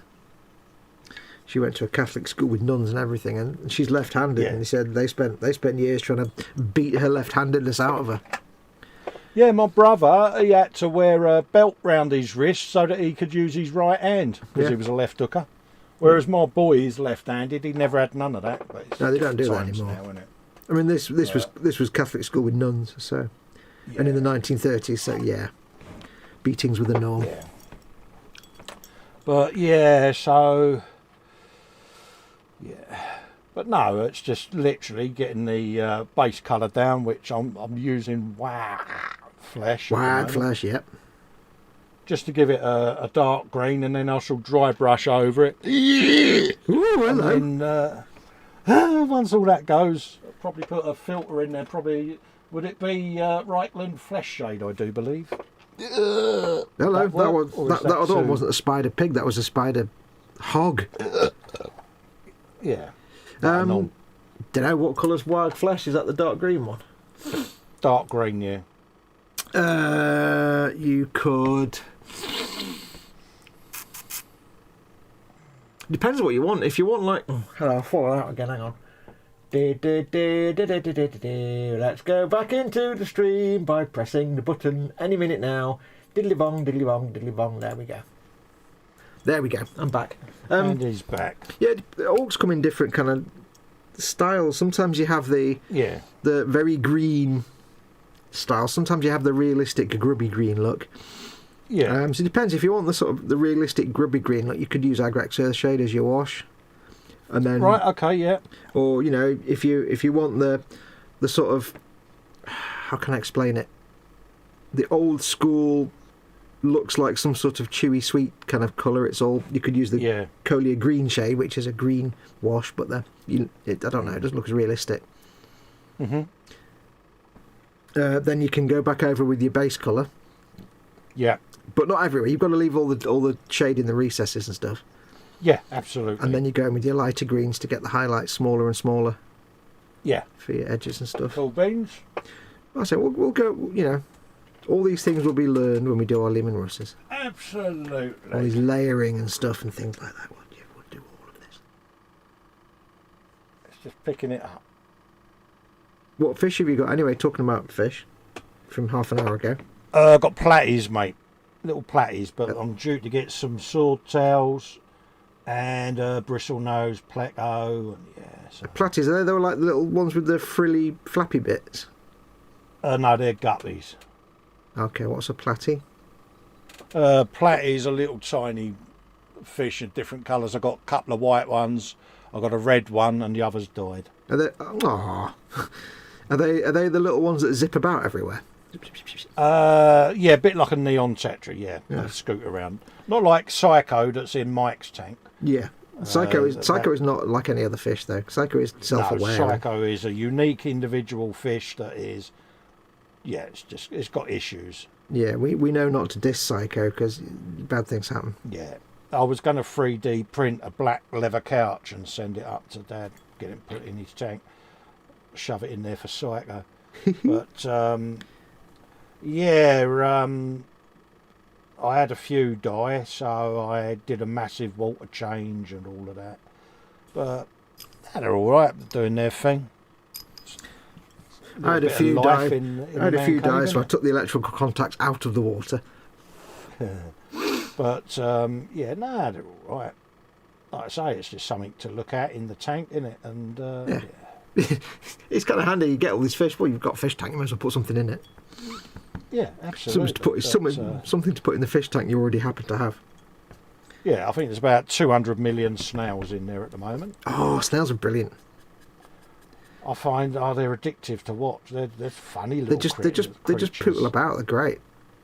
Yeah, so it's nice, like I say, because I used to have the computer living up there, see. But what I was finding is I like to do regular maintenance on these systems, and it was difficult for me to lift it over the bench, you know, because obviously with my spine issues. Yeah. So I've got my computer now on a 4-wheel trolley next to me that I can wheel it around, and I thought, well, bung a fish tank there then. So yeah. Nothing wrong with that. If I was in I'd any rather way look at that. If I was in any way a responsible adult that would be able to have another life form depend on it for its existence, I'd have some fish. Yeah. But I'm not that kind of. I don't trust anything with me. No. I'm either going to kill it or eat it, one of the two. Yeah, but they're a nice little harmless little fish. They do their thing. Mm. But it's funny, they all sit in the corner when it's feeding time and try to stare me out and guilt me into feeding them. Yeah, it works, doesn't it's it? like, really? It does, because I get a lump in my throat and I'm like, oh, all right then. Panzer I was filming, but I'll stop. Panzer actually says, Colin has snails, ask him about the snails. Yeah, loads of them, mate. One of my local takeaways has a fish tank actually built into the counter. It's huge. Yeah. And they've got some fish in there, but I don't care about them. But it's got like snails, and the snail will just stand there. I'll just sit there looking at the snails, because the snail's great. Oh yeah, it's very soothing. Like I Yeah. say, when all the lights come on in the evening, and you just sat here at the bench, and you just look up, and there they are. It's yeah. Here's a question then. If you were making a model to go into your fish tank, what would you coat it with to make it You would have to- waterproof but non-toxic? Yeah, you'd have to coat it in a fish safe, bit like a marine varnish. It's a fish safe, like a gloss coat that you would apply to the model. What if you wanted it not glossy though? Or put a matte coat on it then. Is As long as you put the fish safe covering over it, Oh yeah, I've got you. you'll be fine. Cool. But yeah, it's got to have some. It's got to be coated in something that is fish safe. Otherwise, if I was to put one of my resin 3D prints in there, for instance, Oh, yeah. it wouldn't be a good idea. No.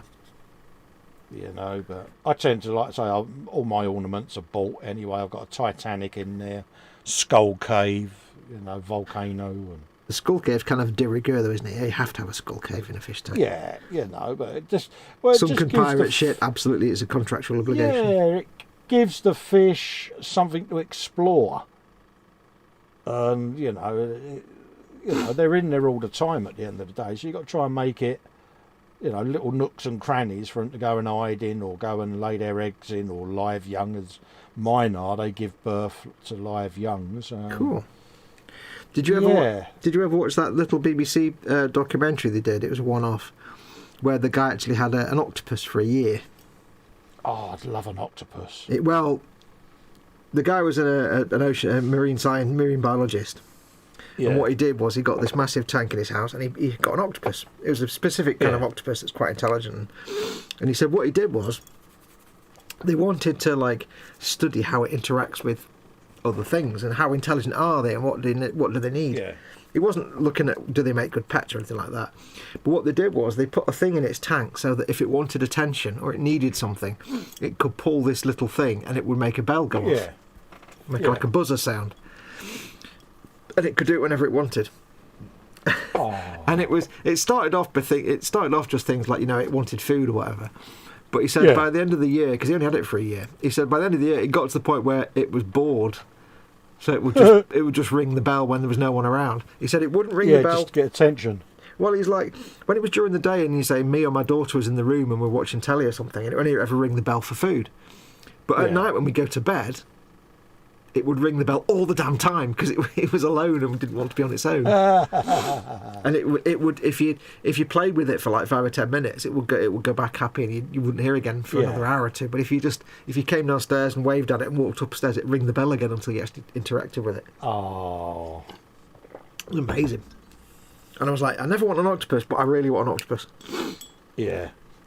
Well, it's like Edward Leonard, isn't it, with these squishies? You've got to take your hat off to the guy because they are a difficult pet to look after, and it is a very intensive schedule he has with them. Oh, absolutely. You've got to take your hat off to the guy. Oh God, yeah. I mean, I think he got into that not expecting how much it was involved, work was involved. Yeah. He kind of regrets it now, but it's one of those things that if you've got the time and effort, you're very rewarding. And I think he'll always look back at it and find it as a valuable, rewarding experience, but not one he'd do again. Oh perhaps. yeah, that's right. Yeah. But I was really sad when he said there's only one left, only squishy left now, and he's getting smaller. I'm like, oh. I just want to give it big hugs, and that would probably kill it. But yeah, and you get to do your squishies. Don't forget. Squishy. It does have. Right, I've just tweaked.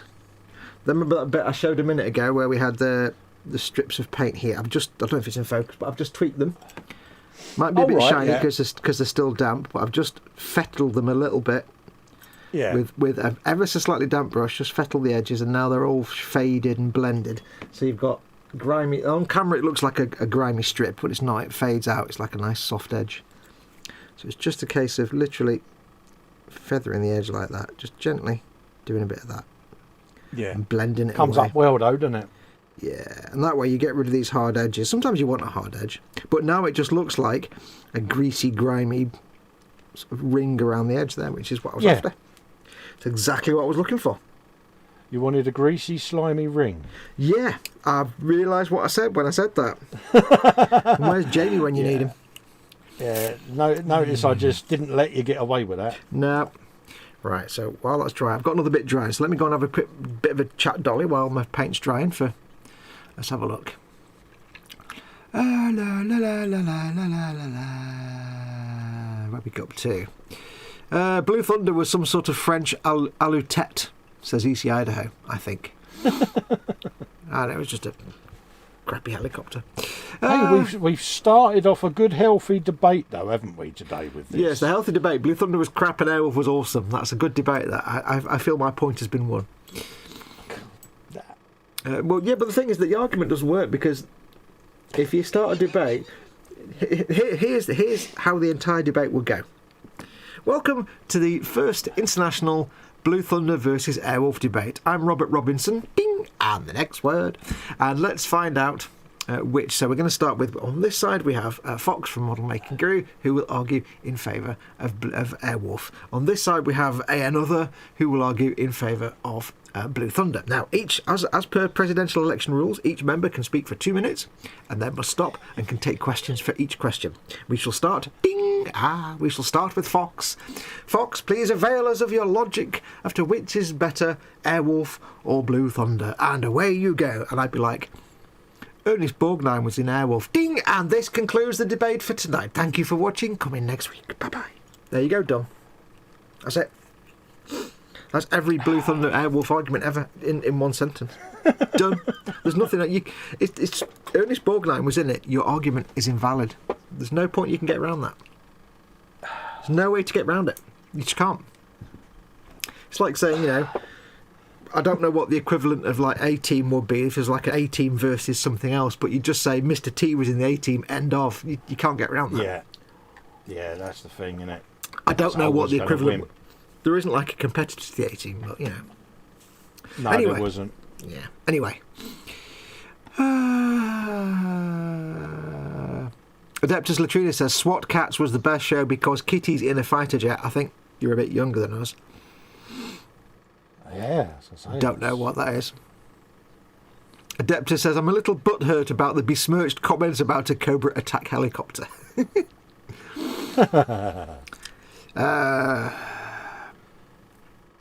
Max begins that he's trying to paint this old Lamart character from the Warhammer 40k. It's a bit painful process since it's fine cast resin. Ooh. Ooh. You won't know this, Cole, necessarily, but fine cast is a dirty word. Oh, really? In Warhammer, there's three things. There's Games Workshop, who do plastic. Yeah. There's Forge World, who do actually really good quality resin. Yeah. There are issues, but it's not that issues you get with any resin kit. You know, so they're actually really good quality resin. But then there's Fine Cast, which is occasionally Games Workshop will do something in resin. Yeah. Don't do it very much. I've got a Sly Marbo figure in Finecast, and to put it politely, they're garbage. Really? They're horrible. They're just poorly made. They don't use Forge World. I don't know why they don't use Forge World at all. It's like they've got an entire part of the company that does resin casting, and yet for some reason Finecast is... They're poorly cast. They've got seam mould slippage. They've got bubbles. They're horrible. They're horrible. They don't do it very often. So yeah, Finecast is a dirty word. So Max has my deepest of sympathies. Selling them then? I don't know. It's like occasionally do like a limited run of something, probably because it's cheaper than doing it in plastic, but for a limited run. But Max has my sympathy. But I mean, you can get some excellent results, but my God, you have to work for them. Oh, I've got a Sly Marbo that I've not actually built yet because it's Finecast. Oh, bless him. So our thoughts go out to Max. Yes, he was a lovely chap. We knew him well, and then he knew him well. He used to be an adventurer like us till he took a Finecast to the knee. Hey, Skyrim joke. Curved swords, curved. Like. Do. EC Idaho, possible idea for Baneblade would include older aged markings painted over with new camo and markings. Yeah, absolutely. If you were doing an Ork Baneblade, like it's been captured by orcs and then messed about with, then, or any Ork vehicle, because that's what orcs do. They get all these like vehicles abandoned on the battlefield and they repurpose them. So, like when I do my Stomper, what I'll do is I'll probably have I'll have a load of panels of different colours, and on one panel it might be a blue panel with a hint of an Ultramarines marking on it, and then another panel might have I don't know, a different marking on it altogether, as if they've just cobbled it all together. Yeah, and that's the thing, But the idea of like redoing all the markings, that's a good idea on a regular tank. That's like a bit like winter camo, because winter camo was literally the guys would paint it over their tank. Yeah, and it was crappy white. Was it like whitewash or something they used to use? Yeah, I think it was. Yeah, it was like a lime wash paint for the winter camo, so it would just wash off and leach away, and that's why a lot of winter camo weathering jobs, it's all streaky and faded, and you can see the markings underneath because it was a temporary paint job. So, same kind of thing. I'm sure Panzer will know.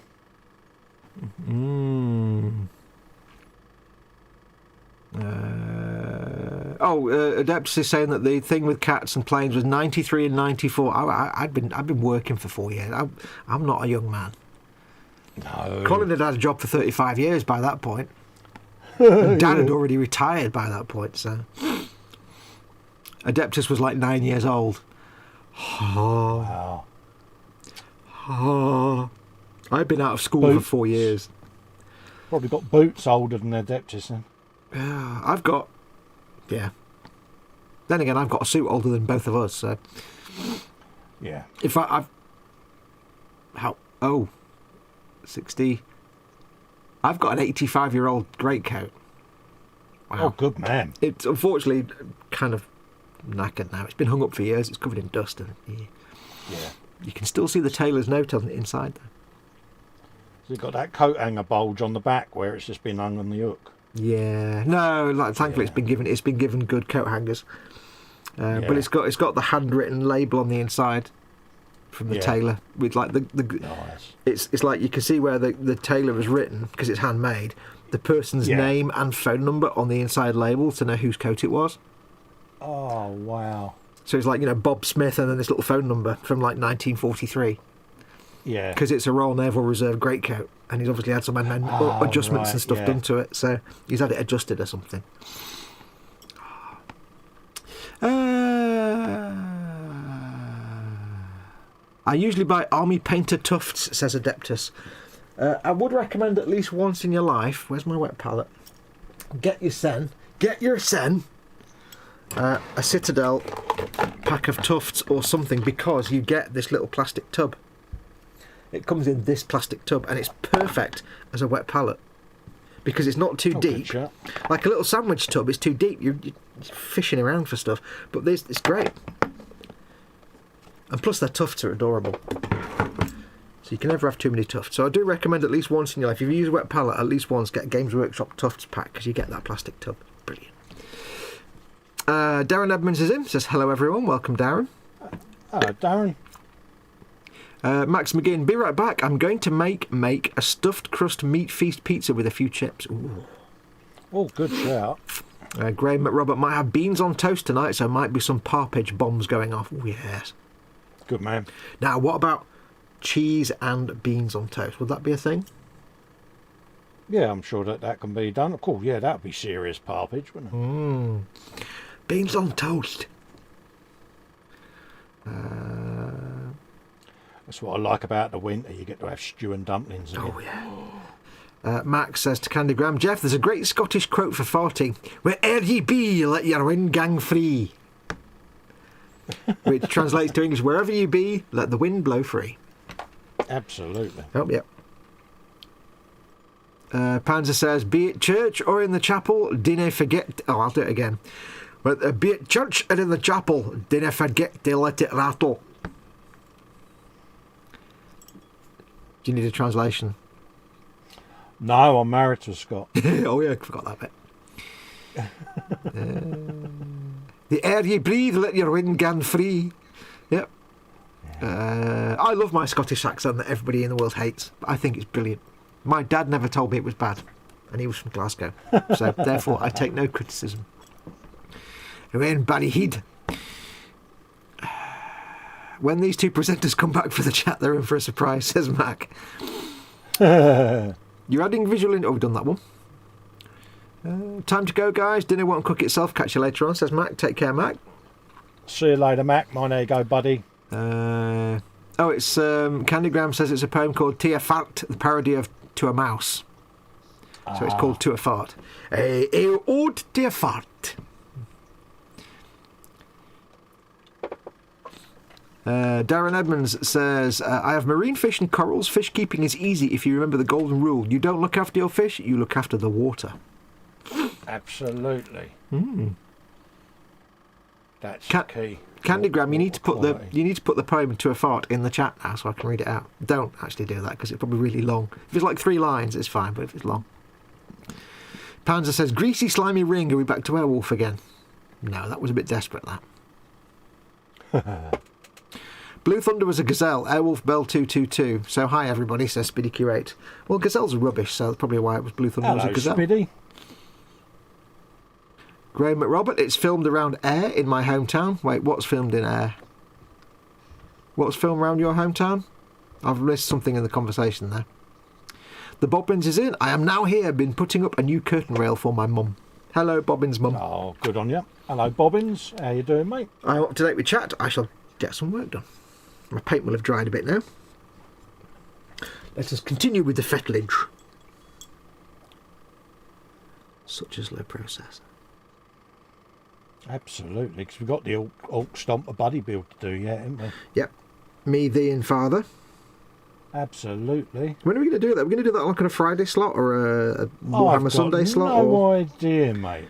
No idea. We can do it on the way I was thinking about that was, because it's the 3 of us, would it be fair to do like one stream on my channel, and then the next stream on your channel, and the next stream on Dad's channel, and then just go around like that? Absolutely. So we balance it out. It makes it fair. Yeah. Absolutely. Something makes like it that. fair then to everyone involved. Yeah. I don't know whether to do it as an extra stream or like do it as, like, say, this Warhammer Sunday, but just do it on a different channel each week. I've got no idea, mate. Need to have a chat. Yeah. It's difficult to do it any other time, though, because you've always got somebody streaming something. Yeah. That's the thing. It has become saturated, hasn't it? Yeah. Well, I mean, we all started doing a lot of the streams because of lockdown. I mean, I could sit here and say, I'm important, I can stream whenever I want, and I don't care, but I'm not like that. Well, I am like that, but I'm not going to do it publicly. I'm joking. Honestly, some people believe anything. And well, they should. I talk in jest, or do I? Foxx, a documentary about Robert Burns. He was from Ayrshire and has a house in Ayr. Oh, I see what you mean. Yes, cool. I was told by my father many times over many years that I am somehow, or we are somehow in this family, somehow related to... Was it Robert Burns or was it Barney Prince? I think it was Robbie Burns. Somehow related, I don't know, but I'd highly doubt it. But I always used to tell me. Or it could be Robert the Bruce, or it could be... I don't know. It might have been pulling my leg. Probably not.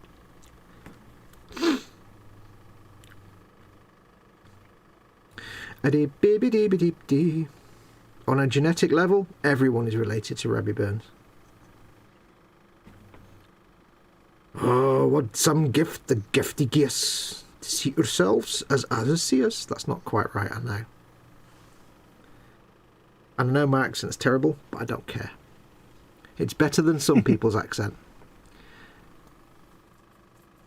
Yeah, welcome to Foxx Does Accents. Yeah. Speaking to a guy once who's actually from Glasgow, and he said, I'll be honest, he said, it's not the best accent in the world, but compared to the way everybody else does a Scottish accent, yours is pretty spot on. Yeah. Compared to the way most people do them.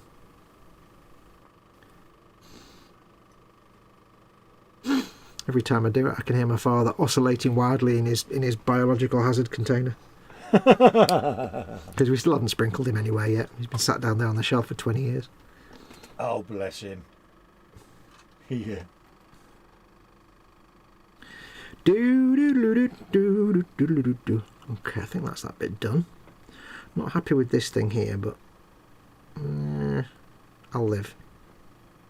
Yeah, he's got that. What are you doing now? What are you doing now? What are you doing now? I've just done the base layers of me dudes. Base. Base. Probably do some of the gunnage and things of that ilk. Yeah. That's a good word. Ilk. Ilk. It's a very northern word, I think. It's very Yorkshire. Or maybe Lancashire. I think it seems like a sort of Yorkshire word. Yeah. Up north. What was that? That's about as far as I know. Up north. I don't even know what. I'm not Welsh.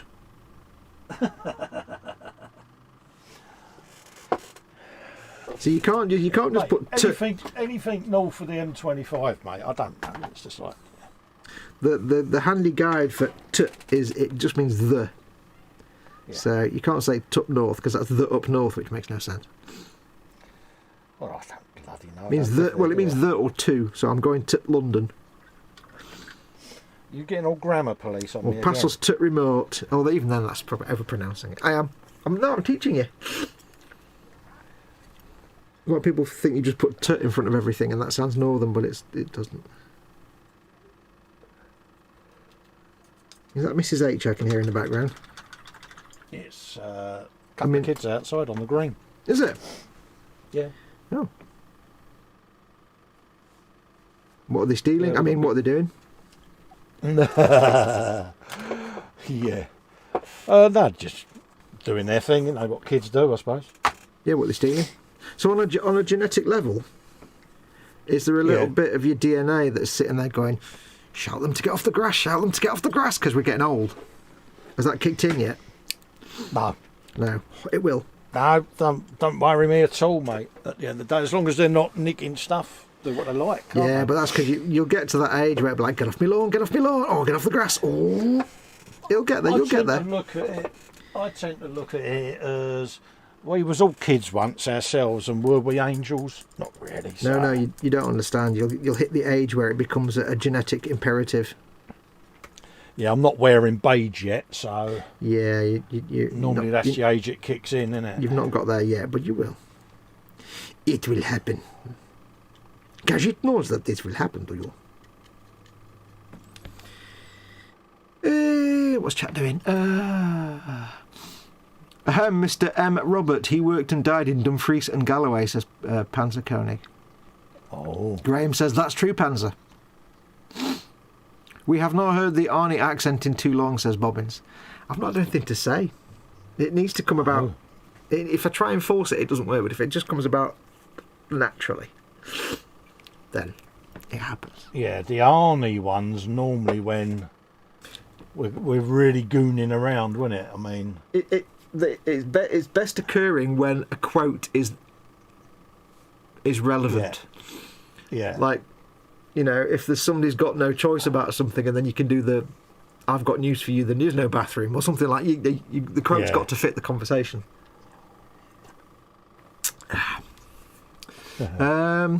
He has the most blue plaques in Dumfries that Robert Burns drank in this pub.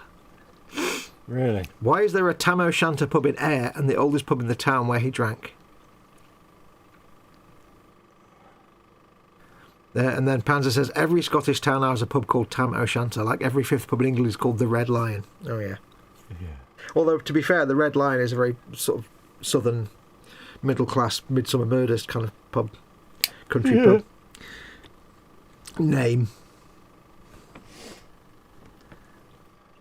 Yeah. What is the most boring name we can call our pub? I know, let's just call it the Red Lion. Yeah. A handy tip for anybody in England, anybody not native to the UK, or especially to England, if you see a pub and it's got either an amusing sign outside, so it's called, like, you know, whatever, the Ram's Head, but the sign, the actual artwork on the sign is in vaguely amusing, or it has a vaguely modern and amusing name, it's probably a shit pub, don't go in it. Because they're all the chain pubs that are owned by chains that they sell tedious gastro food, and they're just bland. Yeah. They're not proper pubs.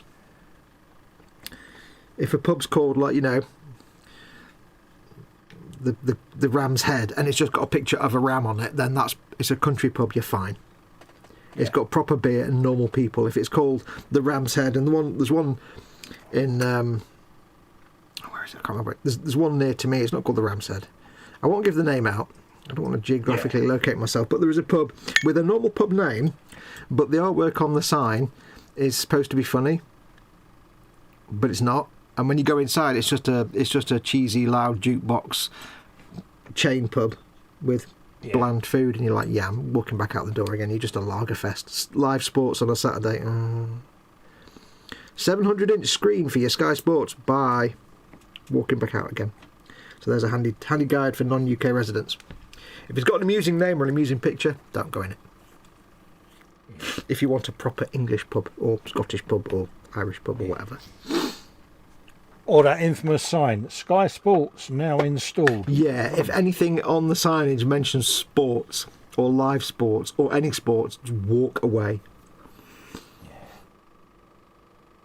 Yeah. You're better than that. Yeah, we've learnt the hard way over the years. If, however, it says free house, then that's a good sign, because that means it's not tied to a brewery, and they've probably got a whole shed load of lovely, lovely ales for you to try out. Yes, proper real ales. It's a proper man's ale pub, where real beer that isn't fizzy and shit. Yeah. Where you hold the glass up and you got half a field in it, you know. Yeah, if it's not got twigs and brown, it's not brown, got twigs and dead things in it. It's not beer. It's children's fruit juice. Yeah, I don't mean a man called Arthur. I mean Arthur filled with an H. Yeah, it's like I see fizzy lager as like children's fruit shoot drinks. It's the same kind of thing. It's just nonsense. Well, yeah, it's alco pop, isn't it? It's just drivel. It's just flavoured water. Gaseous shitus. You want proper beer that you can't see through. And proper beer where it's a specific gravity. It actually means gravity as in it attracts things towards it because it's so dense. Yeah. Not a specific gravity in any other way. It's quite literal when it comes to proper man's ale. Where's that cotton bud gone? I'm just throwing away. God damn it is.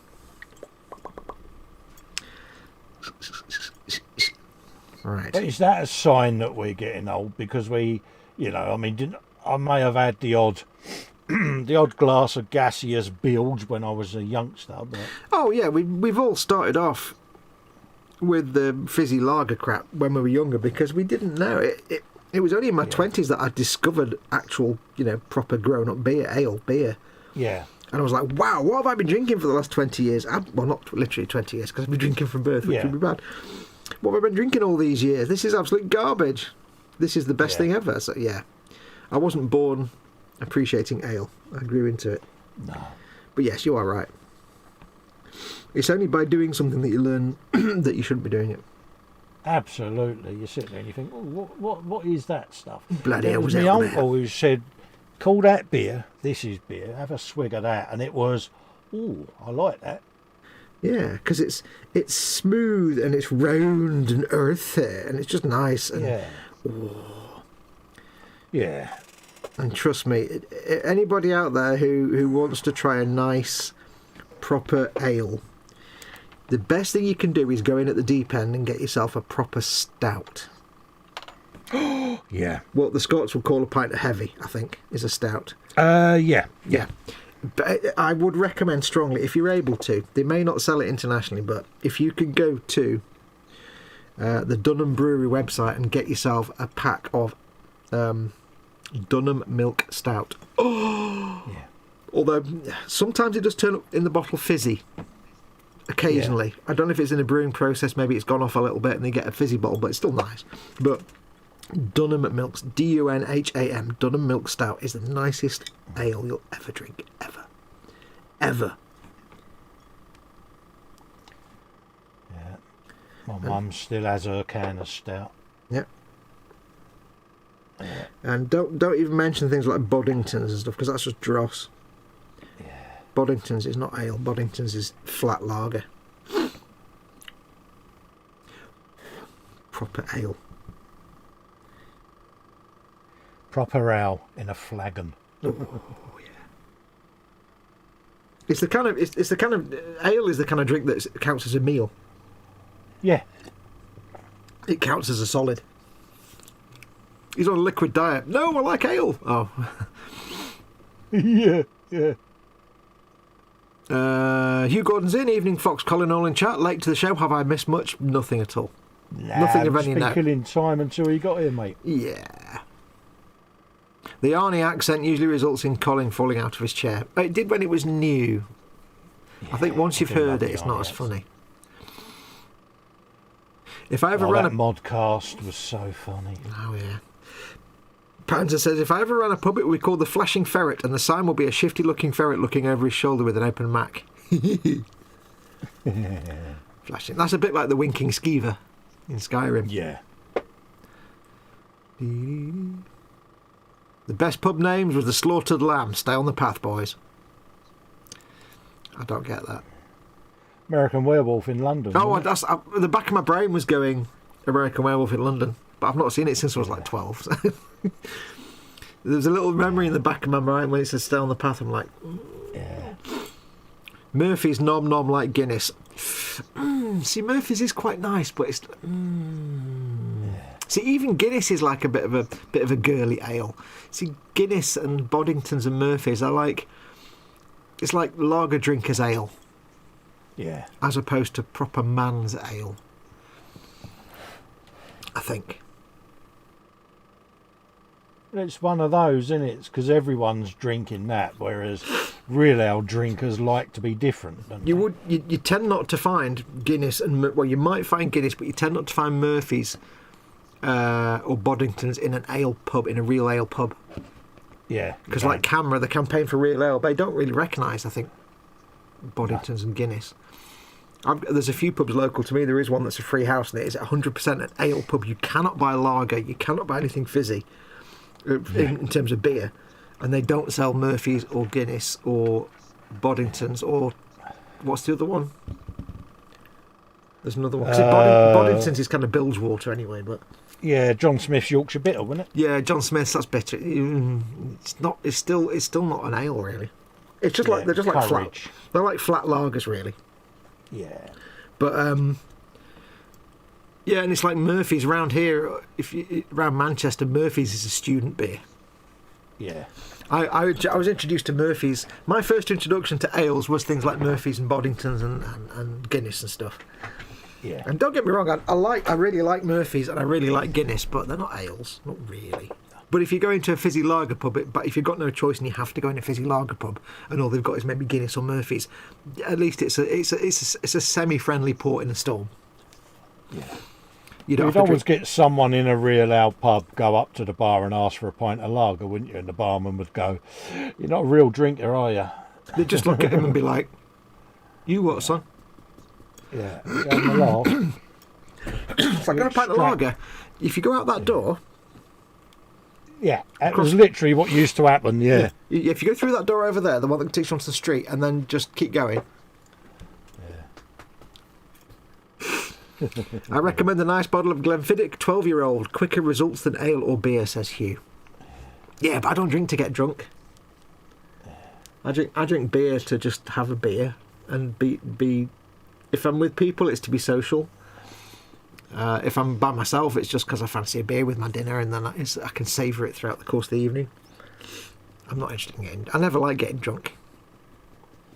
Been drunk once in my life when I was a younger lad, and vowed I'd never get drunk again.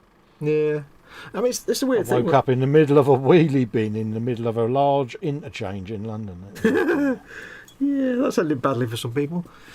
Yeah. Yeah, and it was that reason, to be honest with you, that a dust cart could have come along and emptied it, and bye-bye. And it was the shock of that made me sort of, yeah, I don't want to do that again. The weird thing was when I was legal age in the early 90s, all my friends were like, it was all like go out and get drunk and stuff. And this, it was all because we were able to do it now we'd left school. Yeah, and it was the fun of going out on the beers and stuff. And that was fine, but like they wouldn't have a problem going out, getting absolutely tanked up, go home, have a bit of a hangover the next day. It was all good fun for them. But I really hate the feeling of being drunk. I can't stand it. Because for me, what happens is, keep in mind that I never shut up. What happens is, the first thing I do is I get really, really gobby. Like, just, I shut up even less. Yeah. I get really loud. Then I go through the phase of, Jesus Christ, I'm making a right tit of myself. So I feel embarrassed. And then I get the whirly attack of the helicopters. And everything. You get the whirly pits. And then I just feel sick. And none of that is pleasant. No. I'm like, why am I... Because I know if I go out on the beers, it's like, I know that about 2 hours in, I'll just be like, I'll get attack of the helicopters, I'll get the nausea in my stomach, and I'll have to go home halfway through the night, and that's not fun. So, no. If we do go out to the pub and stuff, back in the old days when there was an outside world, I just didn't like being in control of my own circumstances, you know. It was, I had no recollection how I got there or anything like that, and it was, And there's only, I think, a handful of times when, only once or twice when I had no memory of how I ended up where I was, or like, I got home, but the next day I couldn't remember how I got home. Yeah. Only once or twice that ever happened, because I didn't tend to get that drunk. It just made me feel uncomfortable, mate. You know, it was like, nah. It was just, I don't know, I don't particularly like feeling sick and nauseous, and it was always end up with sick and nausea. I'm like, why is this fun? I feel like I'm going to empty my stomach round the back of the pub and then just feel rough all night, and then I'll wake up in the morning and feel like death. Why is that enjoyable? It's like when I used to go to weddings and that, you know, been the fact that I had stopped drinking. You would sit there watching this room full of people getting drunk, and you could sit there and tell what type of drunk people were going to be. You know, you get the I love you drunk that goes around, I love you, you're my bestest friend. You're my best mate in the world. You know, you get the drunk who sniffs a wet beer towel and thinks they're Rambo. Oh, yeah. You know, your storytelling drunk, you know, and it's like, all of them utterly annoying when you're sober. Yeah, and it's like, here we go. And then you can more or less pick out which two out of the room are going to be the ones that have a scrap. Yep. Yeah. And none of that is fun. No. And you're like, really? Of course, because you're the only one that's sober, you're the one who has to go in and sort all the crap out. Exactly. Or be the designated driver for loads and loads of drunk people that are going to puke up in your motor. Oh, look, I'm Des' deepest of joy. Yeah, and it's like, No, I just, because they said to me, you're not coming out on the piss. I'm like, well, why? You're just saying to me, do you want to come out and feel like shit for the whole night and then be sick? That's not really a good, it's not something I'm going to get involved in, really. I may as well eat. Well, I used to listen. Sorry. I was going to say, I may as well eat some rotten cheese and feel equally sick, but just not, you know. Yeah. I mean, you used to go into work on the Monday, your mates would come in, I went out on the last Saturday night, pissed as a pudding, got a kebab, puked up everywhere, great night, and it was like... Really? Yeah, sounds it, mate. Sounds like... that sounds as enjoyable as like just eating your own poop. Why would you... That's not even remotely interesting. You should have been there, it was brilliant, Yeah. And the black eye came from where? Oh, yes, violence, that thing that I really enjoy. Violent? No, not really. So you'd sit there and go, it sounds great, I really am glad I didn't come. Or you sit there and go, wow, you're really stupid. Yeah. Why are you my friend again? Good night. They go, I spent all night cuddling in the toilet. My missus went mad because she had to clean up, and it's like, Yeah, I know whose side I'm on. Darren Edmonds says, if you like your ale, I'd recommend anything from the Witchwood Brewery. I think I've had some Witchwood beers, but I'm not sure what they were. I have been drunk many, many times, says Panzer, but not since my early 20s. Yeah. We have several real ale breweries up here, says Hugh. Cairngorm, Black Isle and Windswept to name a few. Real ale is not to my taste, each to their own. Yeah. Simple answer, Foxx. Avoid hangovers, stay drunk, says Hugh. I like your thinking there. Yeah. Hugh. Only a Scotsman could come up with that. Only a true Scot. Darren Edmonds says, when I get drunk, I seem to think I'm a stuntman. Oh, really? You go, hey, let's go and jump off these, yeah. Gemma's off. She says, take care, roll off to eat lamb steak, carrot, sweet corn, broccoli and herb new potatoes. Take care, and Gem. mint sauce on the side. Chris cooks well. I bet he does. Thanks for coming in, Gem. Yeah. Take care. Big hugs. Give Chris a hug as well, even though he doesn't deserve one. Probably doesn't Was deserve. it Chris's fault? Well, no, I don't. I mean, he's usually in trouble for something, so he probably doesn't deserve one. But you can give him a hug from us, even though he'll have always done something to make Gemma unhappy. Even if he hasn't, he has. You know how it is. Oh, absolutely. Right, the tricky bit I've got now is to do this bit under here. Although, do I even need to? Because I want to paint this bit. If I drop this and that gun breaks, this whole tank can't be sold, basically. So I cannot afford to drop it. Foxx, mental note: don't drop this video. You've been, Don't do you've that, been you- spesh. Great numpty, don't drop it. You I'm big all- Jesse. I'm always special.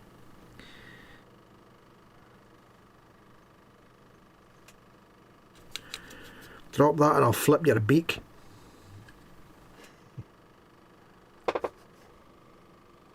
So nervous.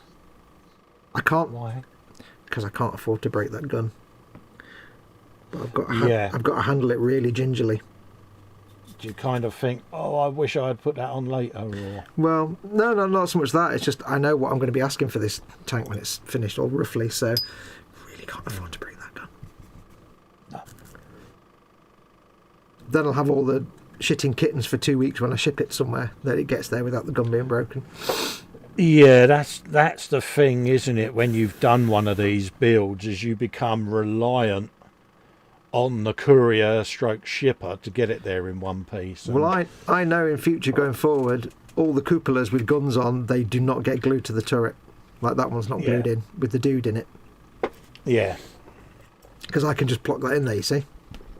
So Yeah. he's in there quite nicely. So I didn't Yeah. glue it in specifically because that guy can't get knackered. So I shouldn't have glued that in, really. But you live and learn. Next time I'll know better. I'll know better next time. yeah. That's the thing, though, isn't it? It's all part of the learning curve. Paul Di Tommaso as well. I've got to step out for a bit. See you later. Take care, Paul. See you later, Paul. Thanks for coming in, Yeah, mate. thank you for coming in, my friend. Have a good one. Big hugs. When I get drunk, I tend to think I'm not a stuntman, but I tend to think I'm charming and witty and need to talk about everything all the time, constantly. I haven't been sober since 1987. No, not that bad. Some people would say. I thought I'd get that in there before somebody else does.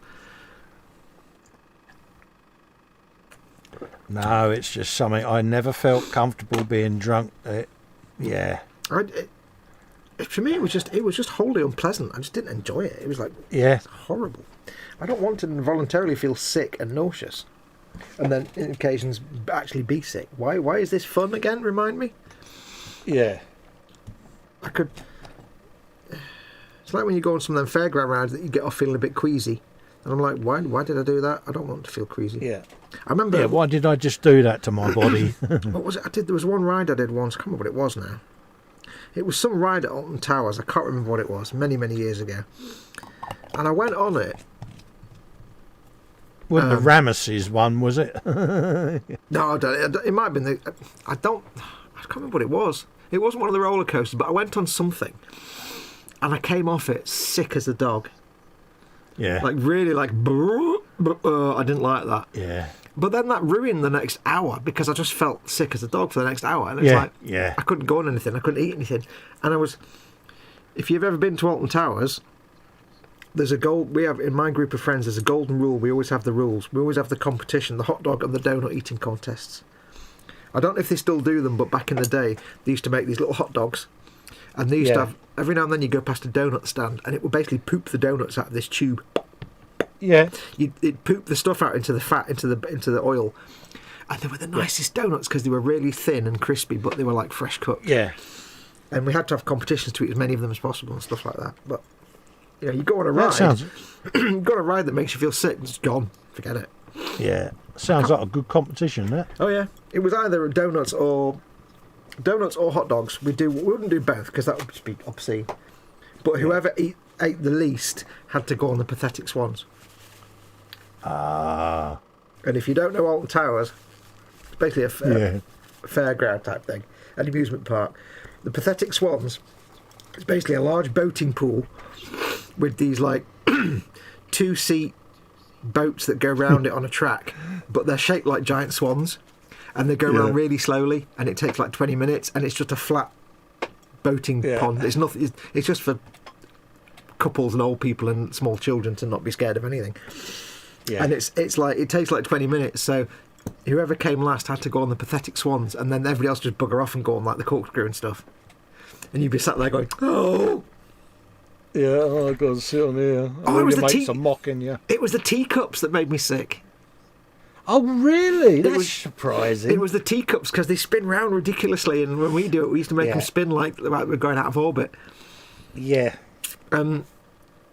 It's the thing where you go round, but the teacups spin round as well. And most people just sit in the teacups and spin a little bit, but because we're idiots, we would make sure they span like a dynamo. Yeah, you get hold of the table and you really give it the beans, don't you? But I think it was me and a couple of other people in the teacup, and we were spinning so fast that when I got out, I was sick as a dog. I mean, really, like, somehow I managed to not actually throw up, but it was like for an hour. I was out of commission. It was horrible. My friends are the worst, clearly. Sound like good people, mate. You'd think so. We just don't ever go on the teacups with them. Bloody teacup. It's one of those rides that's like, it's a children's ride that's inoffensive, but dear God, it makes you so sick if you abuse the... Yeah, but it's like anything that makes you makes your sort of body do stuff it shouldn't. Yeah. Spin round and that. My body regularly does stuff it shouldn't do, but... I don't know. God, bloody teacups. I haven't been to Alton Towers since... Oh, God, it must be the early 90s. Yeah, it's... I don't know. I take it it's still going, the theme park. I But don't then, know. I assume it's still there. with the way the world's been, mate, I can imagine there's quite a lot of restrictions. Yeah. I mean, So when I was whether last they're there... open or not. When I was last there, it was things like you had the black hole and you had the corkscrew, which was always there. Yeah. It was after they closed down the remember they used to have like the bobsleigh run, which was like you lie on the trolley and it shoves you off down some concrete track, which even to the most stupid of people would not have seemed particularly safe. Yeah. It was basically, those that don't know, it was basically like a concrete track about that deep, going down a hill like that, and you got into like some little, I've never went on it, but some little like trolley thing with wheels on it or something, and you just went down through gravity. But it's like putting you on a hill in San Francisco and sitting you in a shopping cart and saying, "Boof, off you go." Yeah, you're just not going to do it. Yeah, and somehow that lasted there for like 20 years until somebody died, and they're like, "Yeah, we're going to close that one down." Yeah, that's a bit like going down Lombard Street in San Francisco in a shopping trolley, you know, the really windy one. Yeah. Like, Hugh Gordon says, teacups, in the name of the wee man, get your big boy knickers on, Foxx. No, trust me, right? We were spinning this thing so fast that it's beyond it's beyond any comprehensible speed that we were spinning it, because you'd sit in the teacup and like Colin says, there's a table in the middle that's locked in place, so you pull on it, like you spin it round, you spin the cup round, so it's going round this way, and I think we were actually spinning the teacup in the opposite direction, which is even worse. Yeah, I did it to H. I spun it one way and then reversed it. Yeah, so your teacup's going round like that at probably like 10 miles an hour, but you're spinning it that way, you're spinning it anti-clockwise that way. But we were spinning it faster than humanly. It was three blokes in this. This is the thing for kids. Three blokes in this thing spinning it with all their might. We were probably doing about 70 miles an hour. I don't know how much, but trust me. I mean, we were all squished on one side of the teacup. We were going that fast. And by the end of it, because it was a long ride. Because it's designed for little kids and doesn't go very fast. It goes on for about half an hour. Yeah. When you're spinning that fast, it was like about 2.5 hours.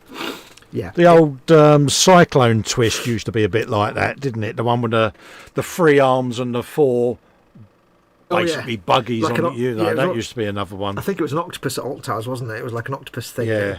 Yeah, but I mean, this was beyond spinning. This was beyond normal human mortal speed limits. Trust me. Yeah. The fact it was a wussy ride makes no difference. Give a man with no brain a wussy ride and he can make it dangerous. Trust me. Oh, absolutely. Trust me. He says, I watched the 3-year-olds having fun on those. Yeah, we were like 7. We weren't, we were like 25, but yeah. That's because 3-year-olds haven't got the upper body strength to make their teacup spin at 72 miles an hour. Yeah. Oh, God. I The think one of things the guys, we do. I think one of the guys, his glasses actually flew off and he never found them. And they were actually proper Oh, glasses. really? They were proper glasses, so his day was worse than mine. Because they were proper-ass glasses, so... I just felt sick for an hour. But yeah, that was interesting. Let's just leave it at that. Yeah. One of those Foxx moments that you... Yeah. Yeah. Carefully does this now. I don't want to break anything. I'm doing that, cleaning the Citadel paint out of the groove. Oh, it's so relaxing sometimes. Oh, it is, mate.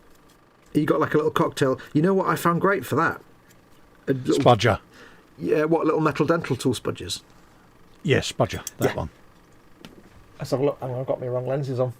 Oh, that's what I use. It's exactly the same one that I use. Oh, yeah. Perfect for that. Absolutely perfect for that. Me Spudger gets right underneath it like that. Oh, I just hooks it straight out. Jar. Oh, ja. Can't believe you're using the same tool. We really are off the same page, aren't we? It's just really Yeah, scary. it's quite bizarre. scary. It's the fact that we both call it a Spudger as well. Yeah, well, we both used to watch Tested, so...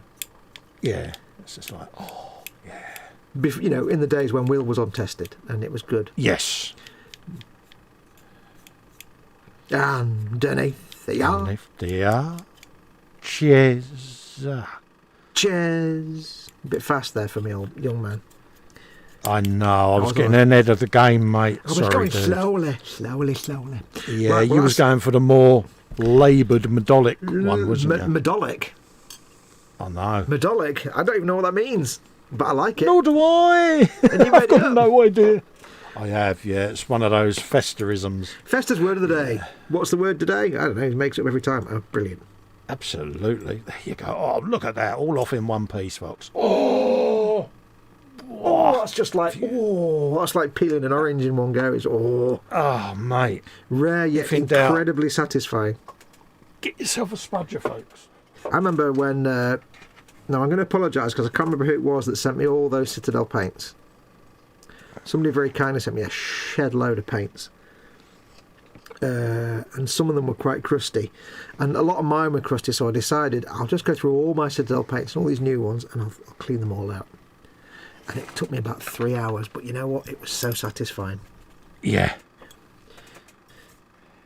Made even more Well, when so, made even more so by the fact that 3 of them were 3 bottles of Lamenter's Yellow, which I've now got more Lamenter's Yellow than Games Workshop's Warehouse, which is brilliant. Yeah, you've got all of the Lamenter's Yellow, you git. Well, they don't exist anymore. I could sell them for like 50 quid a pop if I wanted to. Yeah, Crazy. they have been on eBay for silly money then. Well, it's because it's that good. I mean, you can make your own glazes, but they're still not as good. Graham says, I'm on a sesh today, a.k.a. beer. Good lad. Oh, are you? Well, it's Sunday, isn't it? Sunday's always a sesh day. Of course, yeah. We used to, before I became an ale man, we used to go to my local favourite pub, which I won't mention. We'd go in.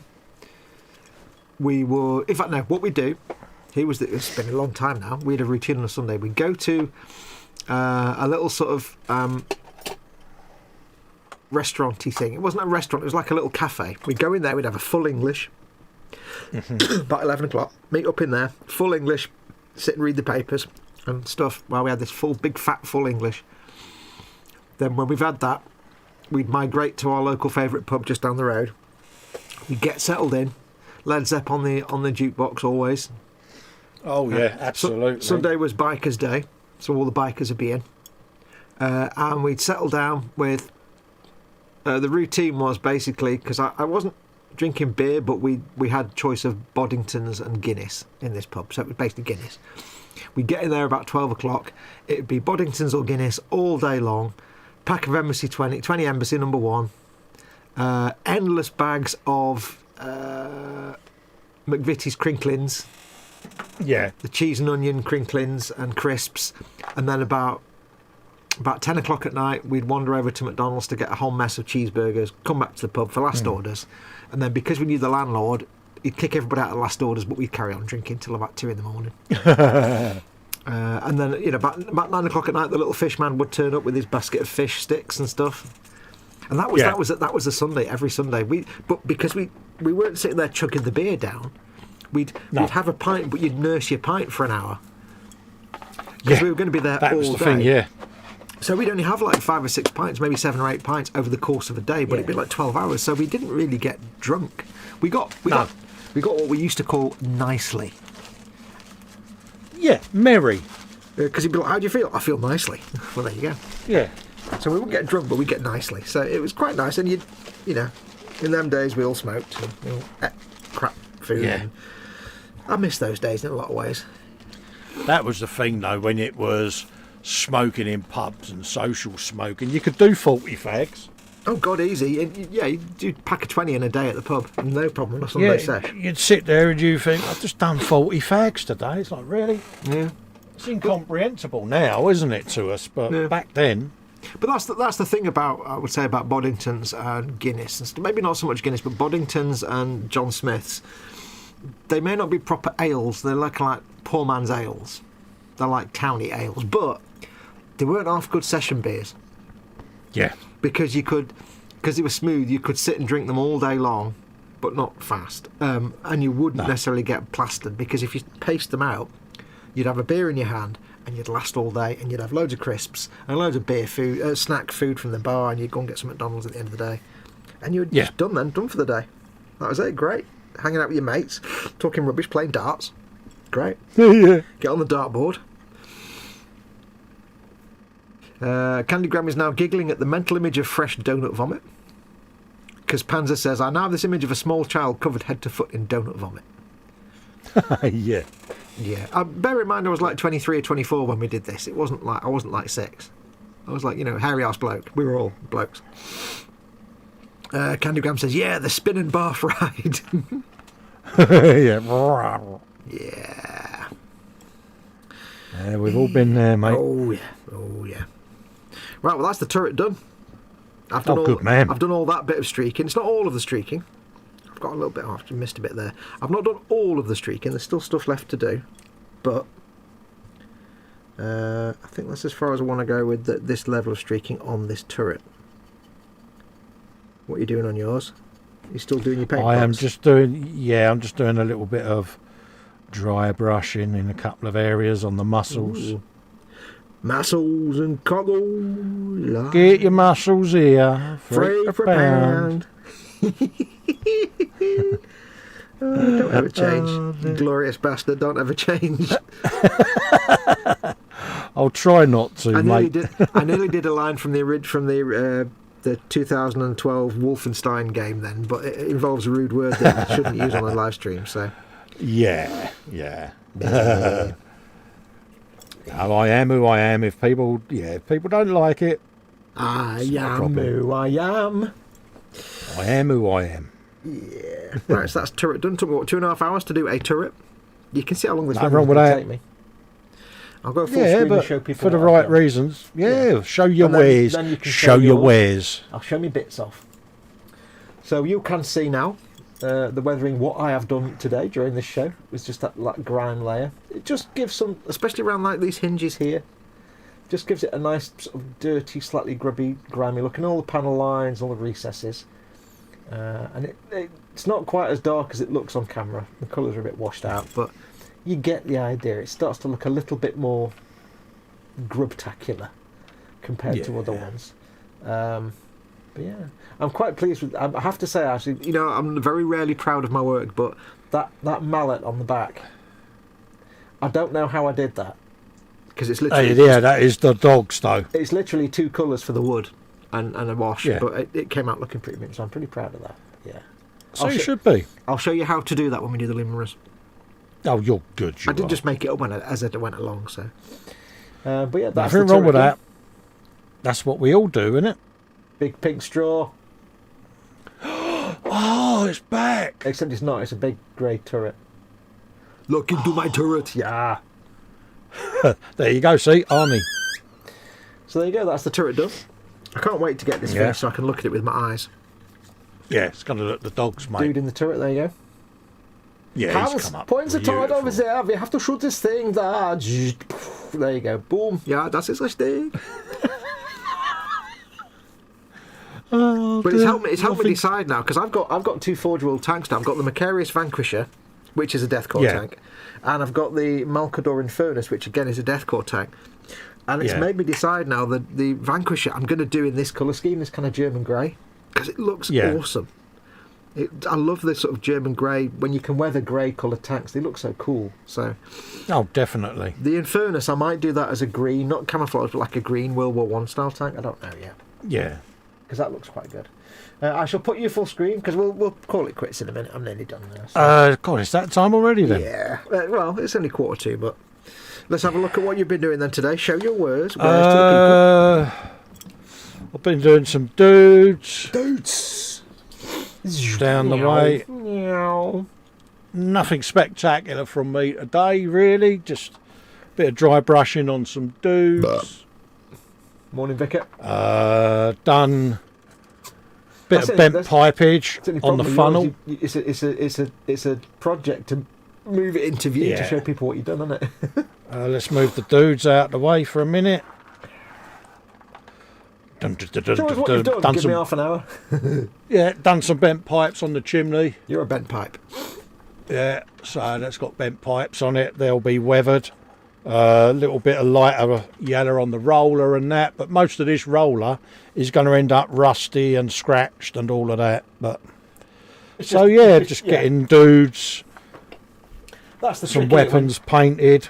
That's the trick, innit? Instead of like painting something metal and then trying to paint on the remains of paint, it's better to paint it the paint colour and then weather out everything else, so the paint then naturally fades and looks chipped and faded. That's it. Yeah. Just using it as a base coat, basically. Dry brush them top, then you get that nice kind of faded paint effect rather than just painting on blobs of paint. Well, yeah, because the minute you put top colour over the top of it, it's going to be shinier than a diamond in a goat's arse, isn't it? Yeah. It's just not going to look right. Nah. So that's kind of what I've been up to. It's just the laborious part of dry brushing a few things and faffing around, really. Faffing about, boom. Yeah. Super match game. There you go. All done. All done. Well, I think we'll leave it there, because I've finished that bit now and I've got sponsons to do. Yeah. God knows how long it'll take me to do all those. Jesus Christ. It's taken me 2.5 hours to do the turret. So. Yeah, but it's a good stage to call it a day, isn't it? Because, like you say, you got the rat section. Pew, pew. I don't think a Baneblade turret would actually go pew, but hey. In fact, there's one. Yours would. Mine would go kaboom! One last thing I'll do before I call it quits. I've just remembered one thing. But we shall leave it there. While I'm doing this last little bit, I shall say thank you to everyone who has been watching with their eye holes. It's been very nice of you to come along and give us a watch. Don't forget, Absolutely. of course, if you'd like to support our channels, you can support mine by becoming a patron or a channel member. You can go to patreon.com/modelmakinguru. The address is on the bottom of the screen there. Or you can become a channel member by pressing the join button at the bottom of the video. You can, of course, support Colin's channel as well, patreon.com/Festa67's workshop. Or, again, he has join buttons underneath his videos where you can become a channel member. Absolutely. Very kind thank you to Adeptus for becoming a channel member today. Very kind of you. Don't forget, of course, we will be back tomorrow, as far as we know, for eModels Monday on the eModels UK channel at 9 PM for the eModels show. I will be back, if not before, next Friday for the Friday Frolic with Colin on his channel, and then at the weekend for Skyrim Saturday. I might try and do some game streaming during the week, because I need to test out some things on my Elgato capture card, because it was being weird on Sunday. Yeah, it was messing you up, wasn't it? Yeah, so I might need to do an extra Skyrim stream or something during the week just to test it, so maybe. And I'll keep updating Facebook and Twitter with pictures of these tanks and see how they get on.